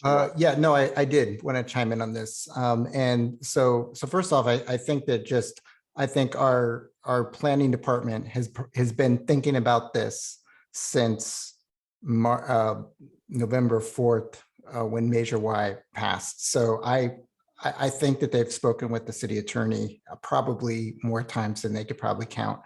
I just want to throw that out there. But one thing I wanted to just say, and this is going to be, I think, very unpopular, but I don't think anybody on this subcommittee was publicly in favor of Measure Y. but it is very important to keep in mind that that is a significant part of our community that voted for this, with a lot of money spending opposite of that, and on a presidential election year. So what I'm getting at is I think we need to keep those sentiments of that part of the community in the back of our minds while we're coming up with this general plan, because they are going to have to sign off on it. And I don't know exactly what that means, but I think that it means that we can't just do, what we individually think is the best or whatever. We have to be listening to the community and try to build consensus. That's all I have to say. Well, thank you. And thanks, Eric. We're bumping up against the 9:30, and I just have really one comment. Well, two. It's my turn to chime in. One is I'm glad to go last because I appreciate all the questions and comments across the spectrum from all the other members. I think you really captured it all. Many I agree with, some I don't, but that's the beauty of this group. I think it's good, and I'm glad about the comments and questions I've heard. The one thing I do want to focus on, though, is to go back on the framework for our inputs going forward. And this may be applicable to the March 3rd meeting, maybe premature, maybe down the line, but I'm just mindful that that this subcommittee provide the kind of input that helps staff actually focus on the plan and refine the plan. And that may be that we just throw out all our questions and ideas and they will have to interpret. That's fine, though I'm inclined to support the description that Zach gave earlier, which would be, as I take it, would be to actually look at each study area and to the extent people are comfortable picking A, B, or C, or noting what their preference is, feeling free to put in suggestions saying it's B, but I want to do this instead of that's in there, or look at these sort of things with the idea that everybody in this group, their views on concerns, their impacts, whether it's school, water, fiscal, circulation impacts, the whole laundry list, as well as their biases, and I definitely have some, and preferences, whether it's very large growth, less growth, geographic areas, what is smart growth versus less smart growth, impacts on neighborhoods, all those sort of things. And we've heard them all described, and we've gotten from the public as well. Those will infuse our suggestions. So I happen to like that idea, of trying to put something that they actually, that staff and the consultant can actually use to maybe move the literal plan draft forward. And others may or may not agree. And I would just ask that the staff take these comments and decide what they think they would like to ask of us, whether it's what I just described based on what Zach had said, or something else, so that at some point, March 3rd or the next meeting, we actually, can provide meaningful assistance in getting the plan draft move forward, as opposed to just having lots of competing interests bandied about, which are all valid, but they don't necessarily produce a written document. Well, that's my 2 cents. We've hit the 9:30 wall. I will ask, is there any objection? Without objection, put my old legislative hat on. Assuming no objection, if we perhaps can adjourn this meeting. Zach, do you have a wrap-up comment that you'd like to make?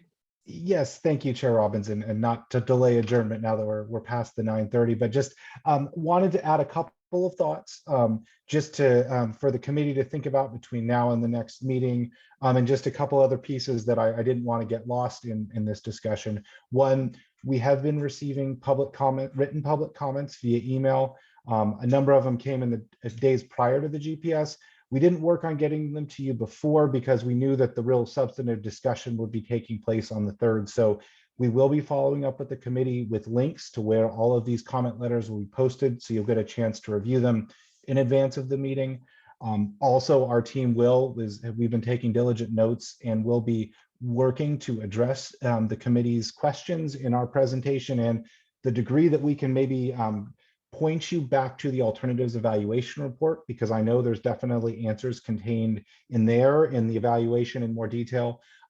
So we might shoot you some emails between now and the 3rd with kind of additional information to think about or answers to some of your questions. So just a few thoughts, and I also want to give a plug. We are doing a Spanish language workshop next Thursday, the 24th. We have information on strivesanmateo.org, but we are doing outreach. But if you know any members of the community that would benefit from attending that meeting, we hope you will share that information. And also just wanted to give Joanna one last opportunity to weigh in if she had any additional thoughts to share based on the conversation we've heard. No, I think you covered it, Zach. I wanted to make sure that we did mention the Spanish language meeting that's just come together in the past couple of days. And it should have been on this slide. So thank you for mentioning it verbally. I appreciate that. Perfect. So yeah, I think that really was the extra points to cover on one. I would encourage all the committee members to kind of re-review the alternatives evaluation report with this discussion in mind, because I think there might be details in there that help get to some of your questions, and then we'll do our best to provide as much additional information to speak to those questions as well and for the coming meeting. I would like to thank staff, and that includes the outside consultants, as well as the older members, and I don't mean that in terms of age, but including some of our newer members, particularly on the subcommittee. Yeah, I know, Ray, come on. But no, we've got, we haven't met in a while, and COVID be damned. I think this was great, and I really appreciate the opportunity to do it, even if it's over Zoom, and particularly with Adam joining us now, and Heather, who hasn't been on too long. So great, thank you all. And I am going to adjourn the meeting.